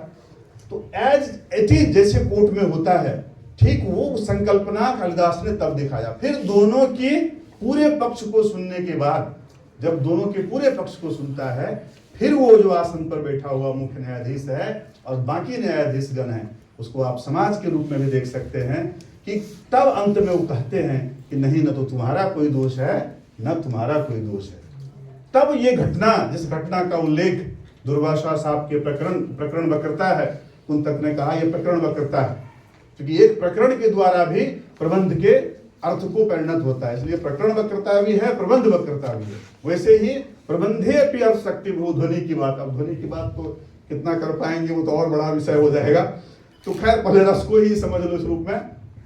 तो वो जब वहां दिखाता है और अंत में वो कहता है कि हाँ अब तुम लोग अपने अपने इस जो वादी और प्रतिवादी का जो कंसेप्ट है, जो दोष है, इससे मुक्त हुए, तुम्हारी कोई गलती नहीं है, यह तो एक घटना है, इस रूप में होनी थी। अब आप जाके पुनः अपने राज्य कार्य की जो दायित्व है उसको पूरा करिए और उस रूप में उसको निर्वाह करिए। क्यों निर्वाह करिए? क्योंकि आपका दायित्व है ये, जिसको पहले उन्होंने कहा था स्वसुख निरभिलाष मालिनी छंद है, नन्मययुतेयं मालिनी भोगी लोकैः स्वसुख निरभिलाषः खिद्यसे लोके हेतोः प्रतिदिनम् अथवा ते वृत्तिरेवं विधेव अनुभवति मूर्धना पादपस्तीव्रमुष्णं शमयति परितापं छायया संस्थितानाम। ये दायित्व है आपका राजा का कि आप जो संस्थान से वृत्ते जैसे धर्म है सर, जो भाग ले रहे हैं आप, 6ठा भाग, अभी भी हम टैक्स दे रहे हैं, तब भी 6ठा भाग जो अन्न उत्पादन होता था उसका 6ठा भाग जाके राजकोष में जमा करना होता, तो आपको ये भी देना है। तो एक श्रृंगार रस और उसके स्थायी भाव, बाकी सारे अंग रस के माध्यम से कालिदास केवल शकुंतला का नाक अच्छा है, कान अच्छा है, मुंह अच्छा है, बड़ा सुंदर है, प्यार वगैरह, ये सब बात बताना नहीं है बच्चा उद्देश्य, ये सब उसकी प्राइमरी प्रथमा कोटि है। इसलिए मैं कहा रस की, ये तो चूंकि धर्म अर्थ काम मोक्ष है, तो पहले साहित्य ही, तब ये इंटरनेट नहीं था, तब टेक्नोलॉजी नहीं थी, टेलीविजन भी नहीं रहा होगा शायद, क्या सब सही कह रहा हूं ना, तो कैसे समाज को ज्ञान होगा हर विषय का, साहित्य ही वह प्रयोजन होता था। इसीलिए काव्य शास्त्र विनोदेन कालो गच्छति धीमताम की बात कही, दूसरी पंक्ति नहीं बोलना है, तो कालो गच्छति धीमताम, ये प्रयोजन था और लोग बाँचते थे, साहित्य को बाँचते थे। दिनकर ने कहा किसी वृंद पर खिले विपिन में पर नमस्य हैं फूल, सुधी खोजते नहीं गुणों का आदि शक्ति का मूल। ये रस देखो, यहाँ है रस, इसके रस को समझिए और इस रस को घटाइए कहाँ, दूरी कृता खलु गुनैर उद्यान लता बन लता भी। मैं बच्चों को बताता हूँ भाई, मुगल गार्डन का नाम अब कुछ नया हो गया है, अमृत उद्यान में खिला हुआ कोई गुलाब का फूल है जिस पर करोड़ों खर्चे होते हैं, और यहाँ भी कोई जंगल होगा अगल बगल में, मैं तो अपना संजय वन का उदाहरण देता हूँ तो भाई संजय वन में खिला हुआ गुलाब और उस अमृत उद्यान में खिला हुआ गुलाब, दोनों के खुशबू में, दोनों के सुगंध में देयर इज नो डिफरेंस। भले ही आप करोड़ों खर्च कर लें उस पर, और उस पर 1 रुपया भी खर्च नहीं हो रहा है, कोई मालूम नहीं। ये भी बताता है, ये भी रस है जीवन का, कि आप इसको समझिए कि कैसे आप इसको आगे बढ़ाएंगे। तो एक कवि की पंक्ति सुनाता हूं उसमें कि जब आपके सामने बड़े सारे चैलेंज आएंगे, नाट्य यही कहता है, साहित्य यही सिखाता है हमें कि आपके सामने चुनौती आएगी, आप उसमें कैसे अपने को स्थापित रखेंगे। ये अगर समझ लिया आपने तो ये जो रस है साहित्य का, यह जो नाट्य का रस है वो बोध में आएगा। नहीं तो आप फिर वही श्रृंगार विभाव अनुभाव उस सब में घूमते रह जाएंगे, वही कि यहाँ हास्य हो रहा है, यहाँ वो तो समझो, वो तो उसका है, शब्दार्थ है वह, लेकिन वो जैसे मैंने कहा कि रसादि लक्षण वस्तु अर्थ स्वप्ने भवति वाच्य, कभी वाच्य हो ही नहीं सकता हो, अगर होगा तो रस ही नहीं है वहां पर, वो दोष हो गया, हो वर्णन ही नहीं होगा। तो कवि ने लिखा कि भाई परिस्थितियों में क्या करें, अभी कोविड की इतनी बड़ी घटना हुई, तो काल वासंती हवा के, ज्यादा हिंदी बताओ ताकि तुम लोगों को समझ में आ जाए। काल वासंती हवा के, अभी बसंती है ना, इसलिए बता रहा हूँ। काल वासंती हवा के साथ पतझड़ ला रहा है, तो क्या करें, अगर काल वासंती पतझड़ ला रहा है तो क्या करना चाहिए, जीना छोड़ देना चाहिए, संघर्ष छोड़ देना चाहिए? नहीं, इतनी बड़ी विभीषिका आई कोविड की, लोग फिर से सब कुछ चल रहा है। तो काल वासंती हवा के साथ पतझड़ ला रहा है, किंतु जीवन भी वही कोपल बना मुस्का रहा है। दो ध्रुवों के बीच आकर सन नदी सा बह रहा है, यह सनातन सत्य नयनों से कहानी कह रहा है। सनातन की खूब बात हो रही है, इसमें नहीं जाएंगे। तो ये है कि ये होगा, प्रतिकूलता आएगी, जैसे शकुंतला के जीवन में आया, जैसे दुष्यंत के जीवन में आया, जैसे हर पात्र के जीवन में आ रहा है, जैसे मृच्छकटिकम में है, जैसे भास में है। वो कहा आनी ये घटयति कमपि रचयति, सुप्रभाषा दत्तम में दिखाया जब पद्मावती को मिलाना था उदयन से, कभी उसको भी याद करो भास को, और कभी उत्तर रामचरितम को भी याद करके उसके रस को देखो, ध्वनि को देखो। एक उसका उदाहरण सुना के बता देता हूँ उसका भी। उत्तर रामचरितम में एक पद लिखते हैं भगवती कि कैसे देखो ध्वनि किस रूप में आप देखेंगे, और एक आध ध्वनि के लिए उतना समय नहीं है, ध्वनि में जाऊंगा सर। ठीक ठीक, बहुत अच्छा, हाँ हो जाएगा। तो क्या है वो देखिए कि कैसे आप समझेंगे। अथेदम रक्षोभिः कनक हरिण छद्म विधिना तथा वृत्तम पापे व्यथयति यथा छालितम अपि जनस्थाने शून्य विकल करणे राज्य चरिते अपि ग्रावारोदित्यपि दलति वज्रस्य हृदयम्। अब देखो कवि कैसे समझाता है ध्वनि को और रस को। कहना कुछ और है, क्या कह रहे हैं भाई, ये तो सब लोग जान रहे हैं, पत्थर रो नहीं सकता, रोएगा क्या? ग्रावा प्रस्तर कभी होता है, और भूति जैसा ऋषि, उनको मैं ऋषि मानता हूँ। लौकिका नाम साधु नाम अर्थम वाग अनुवर्तते ऋषि नाम पुनराद्या नाम वाचम अर्थोनुधावती। इस प्रकार के ऋषि के द्वारा कहा गया वाक्य तो क्या गलत कहा होगा उन्होंने? क्यों कहा? फिर ये इसमें जो आनंद है, यही आनंद आपके अंदर में आएगा तो आप एकदम प्रसन्न रहेंगे, और फिर वो सत्वोद्रेकाद रसो वैसा लब्ध्वा आनंदी भवती सबका बोध होगा। तात्पर्य क्या था कि वो भी जानते हैं भाई पत्थर नहीं रोता है, प्रस्तर नहीं रोएगा, फिर भी कह रहे हैं। क्यों कह रहे हैं? तावो गंगायाम घोषा कर्मणि कुशला श्वेता धावती इत्यादि कुत्ता प्रतिशक्ति, उस सब में नहीं जाना अभी, वो सब आप लोग पढ़ते होंगे। तो उनका तात्पर्य है वहां पर अब यही है ध्वनि कि कहाँ अर्थांतर संक्रमित है, कहाँ अत्यंत तिरस्कृत वाच्य है, कहाँ लक्षणा मूला है, कहाँ विधा मूला है, और कहाँ 18 भेद जाएंगे, कैसे 51 जाएंगे, कैसे वेद खावदी वेद चंद्रा वेद खावदी सरा, वो सब सारा सुनाऊंगा तो बहुत विस्तार हो जाएगा। उनका जी ने दे दिया है पहले ही समय का।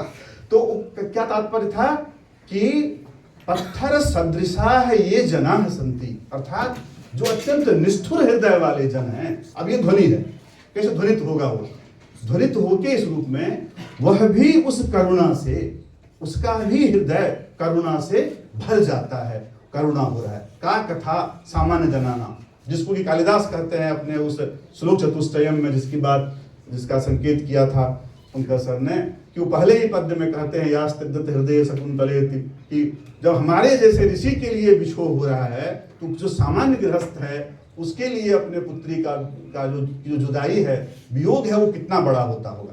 तो अब यहाँ भी वही वो कहना चाह रहा था। तो मुख्यार्थ का बाद और मुख्यार्थ के बाद से ही तो आप जाएंगे वहां पर, क्योंकि वह प्रतिमान है। प्रतिमान कभी भी वाच्य अर्थ में नहीं आता, क्योंकि कविता जो होती है वह धरती से 10 फीट ऊपर चलती है। ये बात ध्यान रखना। वार्ता तो चलेगी साथ साथ, हम लोग जो बातचीत करते हैं, कविता सदैव 10 फीट ऊपर चलेगी। और इसीलिए वो कविता है क्योंकि वह आपके मर्म को छूता है और फिर आपको उसका बोध कराता है। एक उदाहरण देख लो, अंतिम 5 मिनट है अभी, फिर थोड़ा सा कुछ और कहना है वो कह दूंगा। अभी ऐसी कुमार संभव की चर्चा किया सर ने, उसका पंचम सर्ग का अंतिम पद देखो, उसमें कैसे रसाबोध और ध्वनि का कैसे बोध होता है वो देखो। कहानी सबको पता है, मुझे नहीं बताना, बसंतिल का ही छंद है। तम वीक्ष्य वे पथुमती सरसांगयष्टि निक्षेपनाय पदमुद्धृत मुदवहन्ति मार्गाचल व्यतिकरा कुलितेव सिंधु शैलाधिराज तनया नय यौनतस्थौ। भाई किमर्थम यौनतस्थौ, क्यों नहीं पार्वती का एक पैर आगे गया, स्टैचू की तरह खड़ी हो गई, और ना दूसरा आगे वाला आगे बढ़ रहा है जो बढ़ाया था, ना पीछे वाला आगे आ रहा वह है। हियर इज रस, हियर इज ध्वनि, यही है। इसको जब आप इस रूप में समझेंगे, इस रूप में विचार करेंगे, एक ही कृति पर विचार करिए, एक ही साधे सब सधे, सब साधे सब जाए। एक ही कृति के द्वारा जो काव्य शास्त्र के तत्व है, नाट्य शास्त्र के तत्व है, उसको समझने का प्रयास करो। फिर आपको लगेगा कि अरे हम तो अभी ऊपर ऊपर घूम रहे थे, ये चटनी सब खा रहे थे, तो चावल दाल सब्जी सब तो बचा ही रह गया। तो इस रूप में आपको फिर उसका बोध होगा। तो मैं उसके संदर्भ में प्रयोजन की बात बताते हुए ये सारा बता दिया कि क्या है और किस प्रकार से वो दिखाएगा इसमें, क्योंकि ये विषय ही इतना बड़ा है ध्वनि के संदर्भ में कि आप प्रतिमान को कैसे लाएंगे। प्रतिमानम पुनरन्य देव वस्तुस्ति वाणीषु महाकविनाम यतत प्रसिद्धावयवातिरिक्तम विभाति लावण्य विवंदनासु। जैसे आपकी ब्यूटी लावण्य जैसे किसी एक अंग की वजह से नहीं है, वह समग्र रूप में रिफ्लेक्ट हो रहा है। जो रिफ्लेक्शन की थ्योरी फिजिक्स में आप पढ़ते होंगे वो लागू होता है वहां पर भी। वह काव्य भी वहां से रिफ्लेक्ट करता है आपको, चाहे वो अनुस्वान रूप में हो, प्रतिनाद के रूप में हो, अनुनाद के रूप में हो, वो रिफ्लेक्ट करके आपके पास देता है। आप कोई भी कृति उठा लो, जैसे महाभारत की मैंने चर्चा किया वाक्यार्थ में, सर ने बता ही दिया, वही वाक्यार्थ है। धर्मे एव अस्माकं प्रवृत्ति अधर्माच्च निवृत्ति। इसीलिए कहता है चतुर्वर्ग फलास्वाद की चर्चा करते हुए कि कटु कौशदवत् शास्त्रम अविद्या व्याधिनाशनम आह्लाद्य अमृतवत काव्यम अविवेक गदापहम। वह आपके अविवेक को, आपके गद को, गद कहते हैं अहंकार को, घमंड जिसे बोलते हो, उसको दूर कर देता है काव्य। क्यों दूर करता है? साहित्य। और वही उसका ये रस और ध्वनि जो समझना है उसके आधार पर कि साहित्य में ये क्षमता है, नाट्य साहित्य हो या अन्य साहित्य हो, काव्य साहित्य हो, वह तुम्हें कब बदल देगा, तुम्हारे पूरे व्यक्तित्व का परिष्कार कर देगा, तुम्हें खुद भी पता नहीं चलेगा। लेकिन जब आप उसको श्रद्धा पूर्वक, ईमानदारी पूर्वक पढ़ेंगे तो। ऐसे नहीं करेगा, ऐसे तो फिर शब्दार्थ शास्त्र ज्ञान मात्रे रेव न विद्यते विद्यते सतु काव्यार्थ तत्वज्ञ रेव केवल। तो काव्यार्थ पहले बनना पड़ेगा आपको, उसके मर्म को पहले छूना पड़ेगा, स्पर्श करना पड़ेगा, एक एक कृति के उद्देश्य को समझना पड़ेगा कि उन्होंने इस रूप में क्यों निरूपित किया है। फिर ये बोध होगा, फिर आप उसके अर्थों को समझेंगे। तो मुझे लगता है शायद मैं बहुत कुछ कह गया हूँ, और ये विषय तो हरि अनंत हरि कथा अनंता है, इसका कुछ अंत है नहीं। तो बहुत बहुत शुभकामना, बहुत बहुत शुभाशीर्वाद, बहुत बहुत बधाई सभी छात्रों को, और सेंट स्टीफेंस महाविद्यालय के सभी आचार्यों को के प्रति आभार कि आपने अपने बच्चों के साथ मुझे भी जुड़ने का अवसर दिया, और इतने बड़े, इतने महान आचार्य की स्मृति में इस आयोजन में मुझे भी आने का अवसर मिला। और मैं पुनः रसगंगाधर की उस टीका को जब मैं आचार्य कक्षा में पढ़ता था तो पुनः याद आया कि कैसे उन्होंने इसकी व्याख्या किया होगा कि तल्प गता पिच सूतनु श्वासा संगम नया से हे संप्रति सा हृदयगतम प्रिय पानी आक्षिपति परम कथम आक्षिपति मंदम आक्षिपति यरि ध्वनि मंदम आक्षिपति। और जब वो रामायण का दृष्टांत देते हैं कि राघव विरह ज्वाला संतापित सह्य शैल शिखरेषु शिशिरे सुखम शयाना तपयः पुप्यन्ति पवन तनया। भाई सारे कपि क्यों कुपित हो गए हनुमान जी पर, कभी इस पर विचार करना। सभी सो रहे थे आराम से, शिशिर ऋतु में, एकदम सर्दी में, सुखम शयाना, बड़ा सुख से एकदम खूब रजाई वगैरह डाल के सो रहे थे। और अचानक क्या ऐसा हो गया, कपयः कुप्यन्ति, चतुर्थी का होगा ना, कुपद्रोह योगी चतुर्थे पवन तनया, हनुमान जी पर सबको सर्दी लगी तो लगा जरूर कुछ न कुछ हनुमान ने किया है। क्या किया है ये पढ़ना, ये विचार करना। तो बहुत बहुत धन्यवाद, बहुत बहुत आभार, नमस्कार, थैंक यू।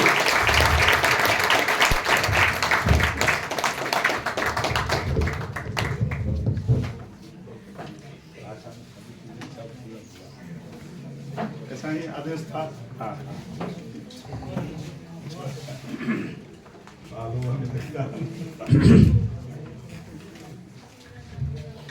मैं इस पर क्या ही टिप्पणी करूं, यह मेरा अधिकार क्षेत्र भी नहीं है।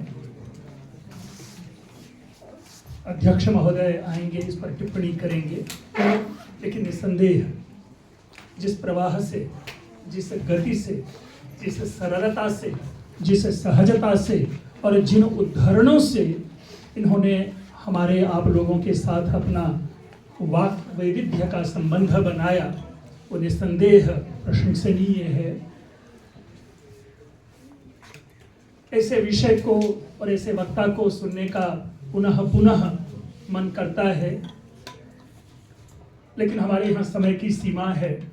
और समय की सीमा से भी सबसे बड़ी जो सीमा है कि मैं जो आप लोगों के साथ एक अपराध कर रहा हूँ, सुबह से 10 बजे से बिठा करके, उस अपराध का मैं भी एक सहभागी हूँ, है ना।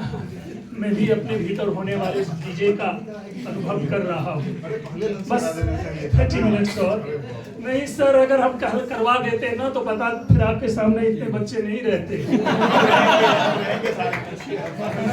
तो नहीं सर, रहेंगे सर, रहेंगे। नहीं, एक तरह से ये ट्रेनिंग पीरियड भी है हमारे बच्चों को, क्योंकि हम लोगों की रैगिंग इसी तरह होती थी।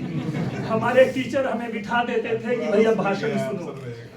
तो एनीवे ये हास्य का विषय है, लेकिन हाँ हमें ऐसे विषय को समझना चाहिए, पढ़ना चाहिए। तो अल्पाहार की व्यवस्था है, बस अध्यक्षीय भाषण, धन्यवाद भाषण, और उसके बाद आज के जो हमारे इस कार्यक्रम के जो विजेत्री जो सदस्य हैं, विजेता जो है, उनका यहाँ पे जो प्राइज डिस्ट्रीब्यूशन होगा वो करेंगे और फिर टूट पड़ेंगे हम लोग मिस लॉन में, ठीक है। और चिंता नहीं करनी है, सबको मिलेगा, नहीं मिलेगा तो मैं अपने हिस्से का भी बांट के, लेकिन आप सबको खिला के भी भेजूंगा। अब मैं सादर निवेदन करता हूँ इस सभा के अध्यक्ष, बार बार पुनः मेरे आदरणीय, आदर्श, सब चीज, मेरे व्यक्तित्व को निखारने वाला और इस सब से दूर अभी सर्वतंत्र स्वतंत्र की चर्चा की बच्चा झाजी के लिए सुमन जी ने, हमने अपने छात्र जीवन से, मैं जहाँ जहाँ गया हूँ और मैं ये सत्य बताता हूँ, जहाँ भी कहीं गया, चाहे देश गया, चाहे विदेश गया, चाहे गांव गया, चाहे शहर गया, और जिन जिन विद्वानों से मेरा संपर्क हुआ, सर ये प्रशंसा नहीं है, मतलब आपके मुख पर प्रशंसा नहीं है, ऐसी सूक्ष्मता हमने सहज सत्य रूप में कह रहा हूं, मेरे व्यक्तिगत, अगर मुझे थोड़ा सा भी बोध है विषय का, तो विषय को समझने और समझाने की ऐसी सूक्ष्मता हमने आज तक नहीं देखी है। और मैं उम्मीद भी नहीं करता हूं कि कोई मुझे दूसरा दिखे। तो ऐसे मैं अपने आशुतोष दयाल माथुर सर को यहाँ पर, हम लोग तो एडीएम सर कहते हैं, हमारे बड़ा नाम लगता है, तो मैं अपने एडीएम सर को बुलाता हूँ कि इस विषय पर टिप्पणी करें, अध्यक्षीय भाषण करें और हमारे छात्रों को उद्बोधन। एक वाक्य मैं बताता हूँ, और जो भी एमए पीएचडी के छात्र हैं, आगे करना हो अनुसंधान वगैरह, तो अगर कोई डाउट हो अभी रस के संदर्भ में, शास्त्रीय बात हो, मेरी एक पुस्तक है, ये दिल्ली विश्वविद्यालय में भी है और भी जगह उपलब्ध हो जाएगा, इसको पढ़ना कभी, संस्कृत में है, संस्कृत साहित्य शास्त्रे च शांत रस विमर्श, इसमें पूरा संस्कृत में पूरा दिया हुआ है, जो भी रस की चर्चा आवश्यक।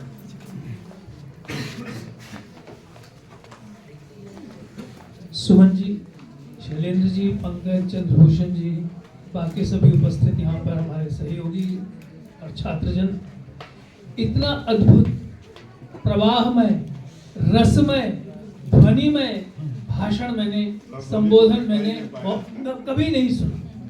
कई विद्वानों के भाषण सुनने का अवसर मिला है, लेकिन प्रायः हमारे कॉलेज में उल्टा था। हमारे हर्षमा जी थे, बिल्कुल सीधी टोन में, एक टोन में, मोनोटोन में बोलते रहते थे।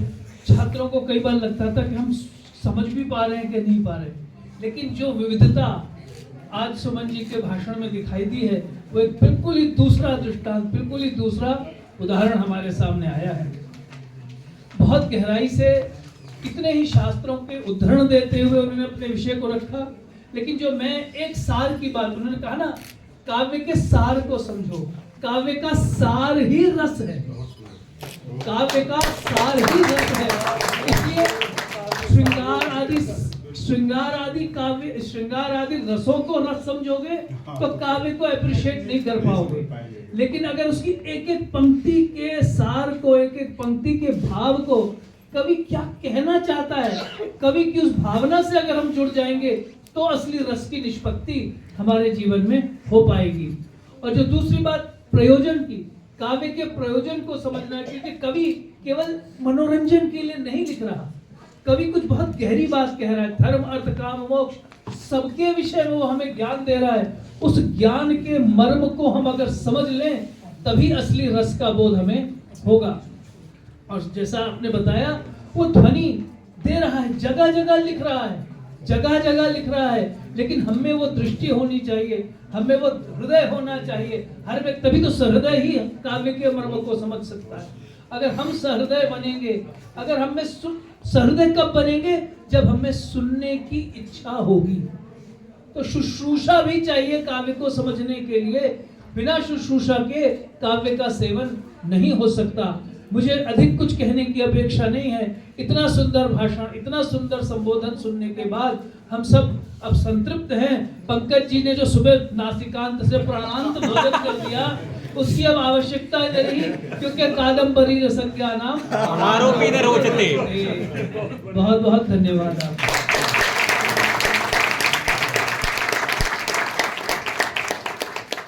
निष्कर्ष वाक्य कह दिया, वही है सर, सार ही है वो।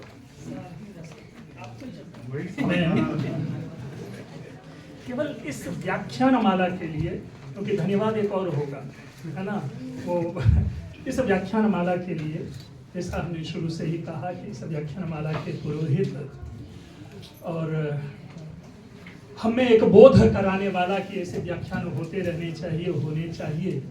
जिस दिन इनका पहला फोन मेरे पास आया था पंकज नाम से, तो मैं अचरज में पड़ गया। मैंने कभी सोचा भी नहीं था कि स्टूडेंट्स कॉलेज और हमारा डिपार्टमेंट इस तरह के व्याख्यान माला का आयोजन करेगा, क्योंकि हमारा विभाग बड़ा ही छोटा है।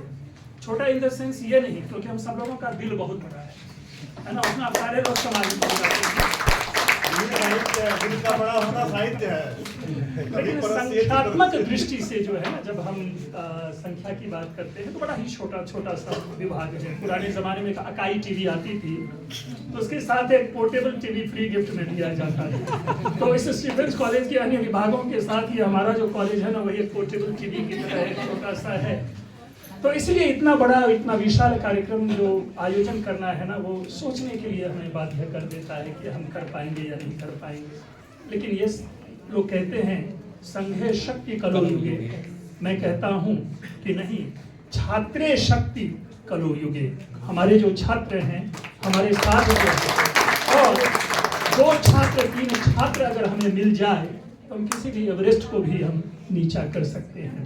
तो अस्तु, मैं बहुत लंबी बात क्या करूं, मैं अपनी विभागीय अपनी समस्या बता रहा था। मैं अपने आदरणीय, अपने परमादरणीय और यदा कदा मेरे अभिभावक भी, और उससे भी बड़ा कि कभी कभी ये मेरे अग्रज की तरह जो सदैव हमारे साथ रहे, ऐसे मैं डॉक्टर शैलेंद्र मोहन झा जी से निवेदन करता हूँ इस व्याख्यान माला के प्रति 2-4 अपने धन्यवाद वचन दे करके हम लोगों को कृतार्थ करें।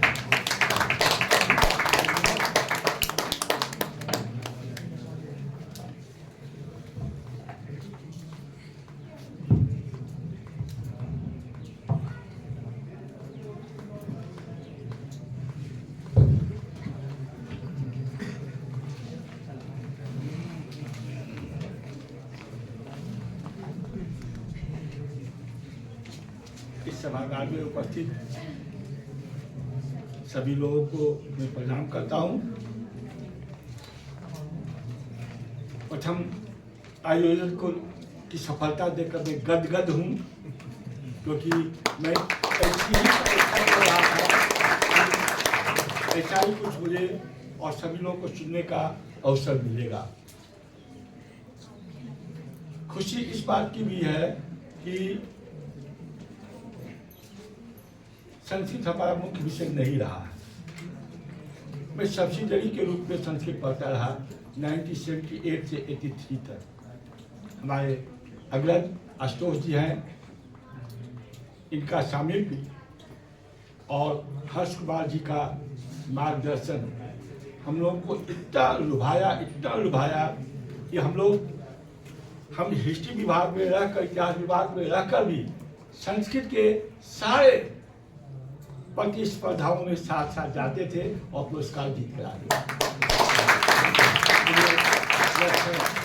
बहुत स्मरण होता है।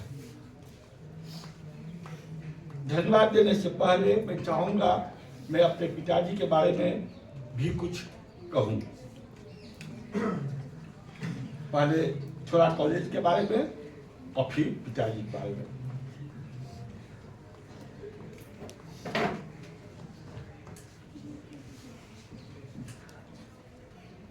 पंडित मदन मोहन झा संस्कृत व्याख्यान माला मेरे लिए पृथ्वी दर्पण है।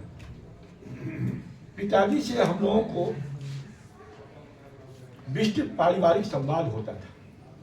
उसी क्रम में वे कहा करते थे, नवानी टोल विद्यालय का महत्व। टोल विद्यालय एक खास तरह का पद है जिसमें वन मैन वन स्कूल होता था। एक शिक्षक होते थे और बीए से लेकर पीएचडी तक उस शिक्षक से पढ़े जाते थे। अगर उसे व्याकरण पढ़ना है, साहित्य पढ़ना है, मीमांसा पढ़ना है, एक शिक्षक और सारे लोग उनसे पढ़ते थे। उस टोल विद्यालय के रूप में नवानी, जो कि मधुबनी बिहार में है, बहुत ही प्रसिद्ध रहा। अभी चर्चा हुई बच्चा झा की। धर्मदत्त झा, पंडित धर्मदत्त झा, उनकी 6 पुस्तक दर्शन पर उपलब्ध है और हर एक दर्शन की पुस्तक ऐसा आभास देता है कि वह उसी मत को मानने वाले हैं। लेकिन जब दूसरे किताब पढ़ते हैं तो लगता है कि नहीं, वह वे नहीं थे, ये इसको मानने वाले थे। ऐसा धर्मदत्त झा, बच्चा झा और उनके द्वारा चलाया गया नवानी टोल विद्यालय। इसी क्रम में मुजफ्फरपुर धर्म समाज संस्कृत महाविद्यालय की चर्चा में करना चाहता हूँ। यहाँ पिताजी की प्रथम नियुक्ति साहित्याचार्य के रूप में हुई थी। आचार्यों के निवास स्थान में विभिन्न विषयों के आचार्य वास करते थे। शाम में उन सभी विभिन्न आचार्यों के बीच किसी एक विषय पर विमर्श होता था। वह विमर्श जब उग्र रूप लेता था तब सभी आचार्य कायिक चेष्टा से लड़ने के लिए तैयार हो जाते थे, लेकिन यह तात्कालिक था। सुबह जब वह कॉलेज आते थे सभी संभव से उसी तरह मित्रवत व्यवहार करते थे। यह कहानी मुझे पिताजी ने सुनाई थी और जब मैंने इस कॉलेज की वही परंपरा बतलाई तो उन्हें उसी तरह की प्रसन्नता हुई कि यहाँ पर एक ऐसी परंपरा थी। दर्शन विभाग यहाँ था स्टीफेंस कॉलेज में, संस्कृत विभाग है, इतिहास विभाग है। सभी विभागों के सभी शिक्षक मिलकर किसी एक पुस्तक पर चर्चा करते थे साल भर, या किसी एक टॉपिक पर चर्चा करते थे साल भर, और अलग अलग विद्वान अपने अपने मत रखते थे और हम जैसे जितने सारे स्टूडेंट्स होते थे वह सुनकर इतना ज़्यादा ज्ञान हम लोग का बढ़ता था कि मत पूछिए। वह वही ट्रेडिशन है और वह ट्रेडिशन मुझे लगता है अभी भी लागू है। प्रोफेसर के एम सिमानी, द्विवेदी साहब, हर्ष कुमार जी फिलोसफी के विभागाध्यक्ष थे। सभी लोग, हमें याद है किस तरह से कौटिल्य अर्थशास्त्र पर 1 साल तक हम लोग चर्चा करते रहे। तो वह ज्ञानवर्धन परंपरा स्टीफेंस में बनी हुई है। मैं एक और चीजों पर एक चीज और कहना चाह रहा हूं। अधिकांश प्राचीन संस्कृत अध्यापक अपने विषयों के विशिष्ट विद्वान थे, किंतु अंग्रेजी में विषय प्रस्तुति की व्यवस्था के कारण उनके बहुमूल्य रचनाओं योगदानों से अभी भी अन्य भाषाविद परिचित नहीं है। यह मित्रा की भी कहानी है, अन्य क्षेत्रों की भी कहानी है। एक से एक अच्छे से अच्छे आलेख पांडुलिपि है, लेकिन चूंकि इंग्लिश में ट्रांसलेट नहीं हुआ है, हम परिचित नहीं हो पाए। उसी में मैं फिर अपनी बातें कहता हूं। पुस्तक बहुत ही बहुमूल्य चीज होती है। मैंने नहीं लिखी, बहुत बहुत सोच समझ कर किसी सिद्धांत के तहत मैंने नहीं लिखी। हमारे teacher professor K M Shivali 43 years history department में पढ़ाते रहे। उनकी अंतिम रिटायरमेंट के समय में किताब आई और उन्होंने यही कहा कि स्टूडेंट्स की रीडिंग हैबिट खत्म हो रही है। मैंने उनसे प्रश्न पूछते हुए उस पीएचडी के स्टूडेंट्स को देखा है, जो वह उनसे पूछा गया कि एक रिक्शा वाला भी कुतुब मीनार देखता है और एक इतिहास के छात्र या विद्वान भी देखते हैं, दोनों का अनुभव अलग होगा। जो विद्वान कुतुब मीनार के बारे में लिखते हैं, वह किताब उस रिक्शे वाले तक नहीं पहुंचता है, लेकिन उस रिक्शे वाले की भी अपनी कोई अवधारणा है। शायद विद्वान उस किताब में उस रिक्शे वाले की अवधारणा को अभी तक नहीं ले पाए। पॉपुलर हिस्ट्री अभी भी नहीं लिखा जा रहा है। नतीजा यह है कि जो हमारे महामहिम कुछ भी कहते हैं और लोग उसको इतिहास समझ जाते हैं, क्योंकि हमारा इतिहास वहां तक नहीं पहुंच पा रहा है जहां तक उनकी बातें पहुंच रही है। उस संदर्भ में मैंने निश्चय किया मैं किताब नहीं लिखूंगा।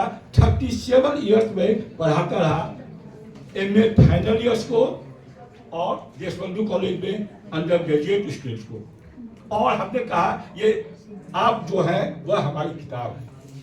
अगर सही ढंग से पढ़ा रहे हैं तो हमारी बात आगे तक जाएगी। अगर हमें आर्य शर्मा ने पढ़ाया तो उनकी बात हम और शिष्यों पर शिष्य आगे बढ़ता जा रहा है। मेरा स्टूडेंट्स दिल्ली यूनिवर्सिटी के कई कॉलेजों में पढ़ा रहे हैं, उनके स्टूडेंट्स जयपुर में पढ़ा रहे हैं। उनके स्टूडेंट्स से परसों हम चार पीढ़ी में एक साथ भोजन किए। मेरा शिष्य, उसका शिष्य और उसके शिष्य, यह शिष्यों पर शिष्य जो परंपरा है, यही किताब है। मेरे लिए यही किताब है। लाइब्रेरी में कोई नहीं पढ़ता है, एक किताब मुश्किल से पढ़ पाता है, किताब नहीं पढ़ते। इसलिए मैंने कहा कि शायद मैं वह किताब लिख रहा हूँ 37 ईयर्स पे, जो मुझे अपनी बुद्धि विवेक से सही लगता है वह पढ़ाता हूँ, और बच्चे हमारी बात लेकर आगे बढ़ेंगे। उसी संदर्भ में मैं अपने पिताजी को भी याद करता हूँ कि चर्चा के क्रम में जब वह औचित्य विचार चर्चा की भूमिका लिख रहे थे, मैंने पढ़ा कर 40 पेज उनकी भूमिका है, बहुत अच्छी भूमिका है। तो मुझे लगा कि शायद वह औचित्य मत के मानने वाले हैं। इतना जोरदार उन्होंने वहां पर तर्क दिया है अनेक संदर्भों में कि लगता था कि शायद वह औचित्य को मानने वाले हैं। लेकिन जब रसगंगाधर पढ़ता हूँ तो लगता कि नहीं, वह तो रस के सिद्धांतवादी है। तरह तरह के उदाहरण देकर वह रस की बात करते हैं। जिस तरह से सर ने उदाहरण दिया है, मैं उसको दूसरे ढंग से उदाहरण देता हूं कि रामलीला देखने के लिए चार स्थिति बताता हूं कि अलग अलग स्थिति में देखने वाले को अच्छा नहीं लग रहा है। राम जो नाटक कर रहा है वहां पर वह अगले की बीड़ी पी रहा है, वह अच्छा नहीं लगता है देखने में। राम कथा के अलावा कोई भी उस स्टेज पर कुछ हो रहा है, अच्छा नहीं लग रहा है। अंत में जैसे सर ने कहा, उसके लिए सहृदय होना सबसे जरूरी है। उसी को वह चीज अच्छी लगेगी जो सहृदय है। आपको वह गाना अच्छा लगेगा जो आप उसमें शामिल हो जाते हैं। वह फिल्म आपको अच्छी लगेगी जिसमें आप अपने को पात्र मान लेते हैं। यही साधारणीकरण है, यही रस सिद्धांत कि आप उसमें शामिल हो जाए, उस रस में शामिल हो जाए तो आपको अच्छा लगने लगेगा। यह हमें पिताजी ने ही बताया है और मुझे सचमुच में बहुत बहुत खुशी हो रही है कि ये सारी चीजें हमारे परिवार में पैतृक विरासत के रूप में है। हमारे सारे भाई सारे बहन इस चीज को समझते हैं और मैं इसके लिए बहुत बहुत कृतज्ञ हूँ। मैं बहुत बहुत धन्यवाद करना चाहता हूँ। आपको जी हमारे अग्रज रहे हैं, सुमन जी से कई बार विद्यापीठ में इनसे मुलाकात हुई है। इनका एक पक्ष आप नहीं जान रहे हैं, यहाँ पर अभी आज अवसर नहीं था। ये बहुत अच्छे भाषाविद है, अनेक भाषाओं का ज्ञान है और इन्होंने भाषा के बहुत सारे शोध कार्य किए हुए हैं। तो उसी अर्थ में मैं एक बार से हमारी मुलाकात हुई और मैंने सिर्फ यही कहा था कि प्राकृत जो कि सिक्कों पर लिखा हुआ है, विदेशी जब भारत आए, मेरा रिसर्च सिक्के पर है, भारत के प्राचीनतम सिक्के पर है। तो विदेशी कुषाण जो आए थे यहाँ, उनके सिक्कों पर प्राकृत में सारे के सारे अभिलेख लिखे गए। जब वह हम पढ़ते हैं तो मुझे लगता है कि वह हमारी संस्कृति कितनी विशाल है, कहाँ तक वह कल्चरेशन का प्रोसेस हो रहा है, कहाँ तक वह एसिमिलेशन का प्रोसेस हो रहा है। सेंट्रल एशिया तक हमारी संस्कृति जाती है। लेकिन भाषा विज्ञान देखे हुए हैं, जब हम इतिहास की नजर से देखते हैं तो मुझे लगता है कि south east Asia, south east Asia, पूरा साउथ ईस्ट एशिया में संस्कृत का प्रभाव है, रामायण महाभारत का प्रभाव है। लेकिन वहां का प्रभाव भारत पर क्या है, इस पर कोई प्रमाण नहीं मिल रहा है। यह हम इतिहासकारों का कर्तव्य है कि साउथ ईस्ट एशियन कंट्रीज का प्रभाव भारतीय संस्कृति पर क्या है, उसकी खोज हो। एक तरफा नहीं हो सकता। तो ऐसी बहुत सारी चीजें हैं। मैं संस्कृत विभाग को, उपस्थित सभी छात्रों को, जो हमारी किताबें हैं, धन्यवाद करता हूँ। ये बातें आप आगे ले जाएंगे। पंकज जी को बहुत बहुत धन्यवाद इसलिए कि ये पुरोधा है, इस आयोजन के पुरोधा है और इन्होंने जो शिलान्यास किया है तो बहुत मजबूत शिलान्यास होगा, बहुत बड़ी इबादत करेगी। धन्यवाद करता हूँ। हाँ जी, धन्यवाद।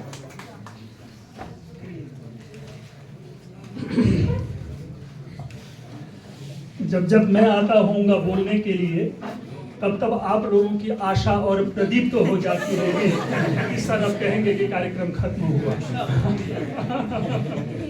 तो मैं अब उसी ओर बढ़ रहा हूँ।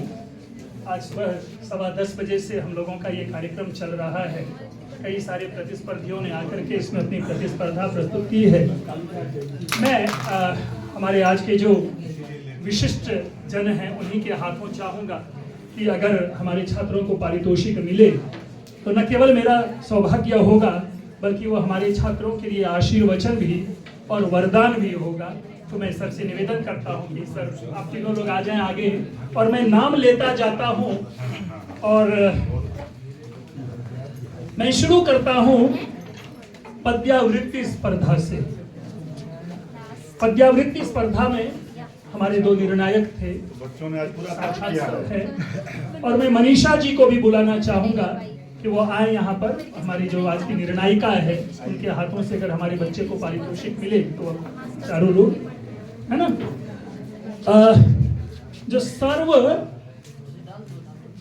मैं अब पारितोषिक की उद्घोषणा कर रहा हूँ। सर्व तृतीय स्थान जिनको प्राप्त हुआ है वे हैं अंकित, सेंट स्टीफेंस कॉलेज। ये श्लोकावृत्ति प्रतिस्पर्धा है। ये आदेश इसको इसको ऐसे लगा दीजिए यहाँ पर ये आए। मातृशक्ति के बिना सर्व द्वितीय पारितोषिक बीच में आ जाइए। हाँ, किरोड़ी मल की तमन्ना। गाना सुना था पन्ना की तमन्ना हो, लेकिन मैं तिरोड़ी बल की तमन्ना को सेकंड जो है द्वितीय स्थान प्राप्त हुआ। खूब मन से पढ़ो संस्कृत, सर नहीं बोल रहे हैं, खूब मन से पढ़ो, सबसे ज्यादा रोजगार संस्कृत में ही है, नौकरी एक नहीं 3 मिलेगी। पारितोषिक है हिंदू महाविद्यालय की स्नेहा।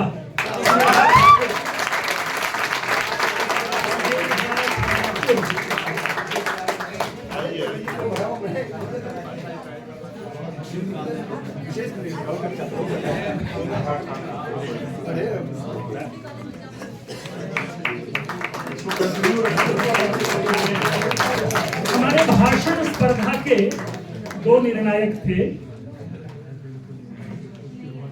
अनुज गवीश और छात्र मित्र नीतीश। दोनों आपसे हैं कि आप भी आए और इस पल के साक्षी बने। अगेन जो संस्कृत भाषण प्रतिस्पर्धा है, इसमें सर्वतृतीय स्थान आर्येश सेंट्रल स्टूडेंट्स महाविद्यालय,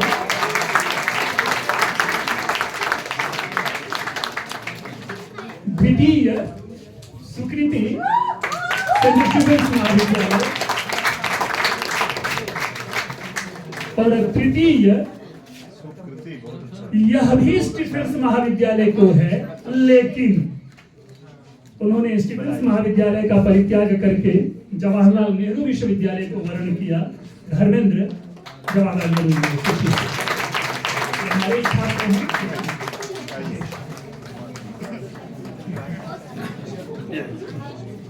क्विज आप सब लोगों के लिए आपके सामने था, प्रश्न मंच प्रतिस्पर्धा।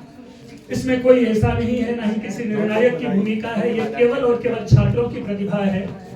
तो इसलिए मैं चाहूंगा कि आप सब यही रहें।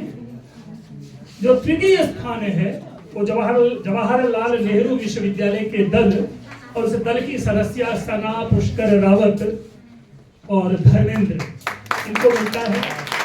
अगेन सौभाग्य से ये हमारे ही छात्र हैं। 6-7 महीने पहले तक यही इनकी गुंडागर्दी चलती थी, लेकिन अब जवाहरलाल नेहरू को ये अपने निशाने पे लेके चल रहे हैं। द्वितीय पारितोषिक, और आप लोगों ने देखा कि कितना ये जिसको कहते हैं टग ऑफ वॉर, जो रस्साकशी थी, ऋषभ और दीपक दोनों दिल्ली विश्वविद्यालय के संस्कृत विभाग के छात्र हैं।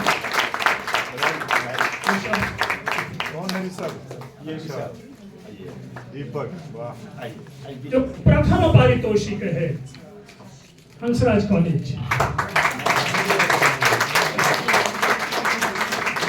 मित्रों, इससे पहले कि मैं नाम लूं, मैं एक टिप्पणी जरूर करना चाहूंगा और मैं चाहूंगा कि आप लोग भी ये संदेश लेकर के जाएं। बड़ा दुखद होता है ऐसे छात्र उस महाविद्यालय के जो कभी किसी दूसरी जगह हिस्सा नहीं लेते, लेकिन उसी अपने महाविद्यालय के बच्चे को वो पारितोषिक दे दिए जाते हैं, चाहे वो फर्स्ट प्राइज या सेकंड प्राइज क्विज में। ये नहीं होना चाहिए, क्योंकि अगर हम अपने बच्चों को सारा क्वेश्चन बना देते हैं तो फिर हम किसके लिए प्रतिस्पर्धा करते हैं। आप जरा सोचिए कि अपने कॉलेज के बच्चे को हम पारितोषिक दे देते हैं, लेकिन वही बच्चे दिल्ली विश्वविद्यालय के किसी कॉलेज में हिस्सा लेने नहीं जाते। ये दुखद है और पिछले कई वर्षों से सेंट स्टीफेंस कॉलेज यह दिखाता आ रहा है कि हमारे बच्चे को, हम अपने बच्चे को ये नहीं बताते कि हमने क्या प्रश्न बनाया है। और इसका सबसे बड़ा उदाहरण था कि हमारे बच्चे फर्स्ट राउंड में आउट हो रहे हैं। लास्ट ईयर हमारे बच्चे को प्राइज नहीं मिल रहा है। तो ये चीज देखिए जाना चाहिए, लेकिन इस सब के बीच यदि मेरे प्रश्नों को झेला और झेल करके अगर प्रथम पारितोषिक लिया है तो हंसराज कॉलेज के इन दोनों छात्रों को, सुनील और कुमार आदर्श को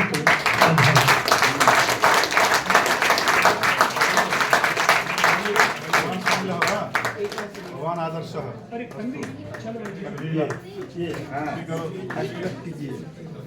भाषण में हमारे यहाँ चल रही जयंती है, लेकिन दुखद ये रहा कि किसी भी कॉलेज से एक पूरी टीम नहीं आई, न हिंदू कॉलेज से, न जेएनयू से, न किसी अन्य कॉलेज से। चूंकि हमारे कॉलेज हम लोग नहीं लेते पारितोषिक, क्योंकि जो होस्ट टीम है जनरली चरवैजयंती नहीं रखते अपने पास, लेकिन मजबूरी थी, कोई दूसरी टीम बनी नहीं, हमारी टीम आ रही है, प्राइज जाना चाहिए था। तो ये दल जो है जो सर्वश्रेष्ठ जो चरवैजयंती है वो सेंट स्टीफेंस कॉलेज के आर्येश और सुकृति को ये चरवैजयंती अद्वितीय रहे आप। बहुत अच्छा है, कोई चल ही नहीं जाए, खूब मन से पढ़ो। बस सर आ जाए 2 मिनट और हम, क्योंकि वहाँ थोड़ा सा गैस गर्म हो रहा था तो मैंने उन्होंने इशारा मुझे किया कि सर थोड़ा टाइम ले लेना ताकि वो तवा गर्म हो जाए। हाँ, अब सब लोगों के लिए भोजन तैयार है, लेकिन इस पूरे कार्यक्रम की सफलता आप सब लोगों के हाथ में है। आप लोग नहीं आते, हमारा ये कार्यक्रम इतना सुंदर नहीं होता। और हमारी सुंदरता यह है कि आप इतने सारे भीड़ को देख के, इतने सारे लोगों को देख करके मैं अभिभूत हूं। आप सब लोगों का बहुत बहुत धन्यवाद। हमारे विभाग के हमारे जो सदस्य हैं, दीपक ज्योति, डॉक्टर अभय, डॉक्टर चंद्रभूषण झा जी और हम सब के गुरु डॉक्टर आशुतोष दयाल माथुर। आपको जानकर के आश्चर्य लगेगा कि कल रात में सर का फोन आया है कि 9 बजे मैं कॉलेज में विद्यमान रहूंगा, जिनको किसी को प्रैक्टिस करना हो हमारे पास आ जाना। तो ये डेडिकेशन अभी भी सर का है। मैं अपने सारे सहयोगी को के प्रति मैं अपनी अघमरणता प्रकट करता हूं कि उन्होंने हमारे इस कार्यक्रम के लिए हर प्रकार से सहयोग दिया। लेकिन जैसा कहा जाता है योजकास्तत्र सुदुर्लभा, हमारे जो योजक हैं, हमारे जो संयोजक हैं, यद्यपि भगवान कृष्ण कह के चले गए कि मयि सर्वमिदं प्रोतम सूत्रे मणिगणा इव, मयि सर्वमिदं प्रोतम सूत्रे मणिगणा इव, तो हमारे ये सारे छात्र जो है मेरे हृदय में वो तब प्रोते हैं। लेकिन वो लोग नाराज हो जाएंगे कि अगर नाम नहीं लेंगे, क्योंकि पूरा परिश्रम से पूरी लिस्ट दी है कि सर हमारा नाम ले लेना, है ना। तो मैं क्रमशः नाम ले रहा हूं यहाँ पर, जो कि जिन्होंने काफी पूरी तरह से कह सकते मनोयोग से कल 5:15 बजे तक बैठे रहे हमारे पास, कोई रात में जाकर के, क्योंकि अंतिम क्षण में सर के लिए आप लोगों को आश्चर्य लगेगा कि सर के लिए जो मोमेंटो बना है उस पे नाम तक नहीं संभव था 5 बजे के बाद, और आज इस बीच में नाम लिखवाना संभव नहीं था। लेकिन आप लोगों को जानकर आश्चर्य लगेगा कि सत्य बताओ मुझे कोई जानकारी नहीं थी। मैंने यही कहा था अपने छात्रों को, कोई नहीं नाम लिखा हुआ नहीं आ रहा है, हम सबको जो है ना उसी तरह से दे देंगे। और मैं वहां से ये बात करना चाह रहा हूं कि जिन्होंने हमें भी ये अनुभव नहीं होने दिया कि सही में नाम है, क्योंकि मैं तो नॉर्मल सोच रहा था, मैं वहां से शुरू कर रहा हूं। बुराड़ी से प्लांटर को लेकर के आना, शाहदरा से सर्टिफिकेट को प्रिंट आउट करके लाना, हमारी डिप्लोमा की छात्रा साक्षी, मैं इसका नाम ले रहा हूं, पिटुनिया, आदित्य शंकर, वे हमारे प्रतिभागी होते, लेकिन आगे उनके प्रति है शुभकामना कि नेक्स्ट ईयर वो हमारे यहाँ पार्टिसिपेट करें। अपर्णा प्रधान, आर्येश, हेरंब, खुशी जो कि कालिदास जयंती समारोह की संयोजिका है, मानस मनोहर जो हमारे सबसे जो भयंकर और शानदार जुल्फ वाले हमारे छात्र आपको दिखाई दे रहे होंगे, वो हमारे मानस। खुशी का नाम 2 बार आ गया है, किसी का ज्यादा ही अनुराग प्रतीत हो रहा है ना। लवनीत, उज्ज्वल, ये तो भाई मेरे मुझे पिताजी भी नहीं पढ़ पाएंगे।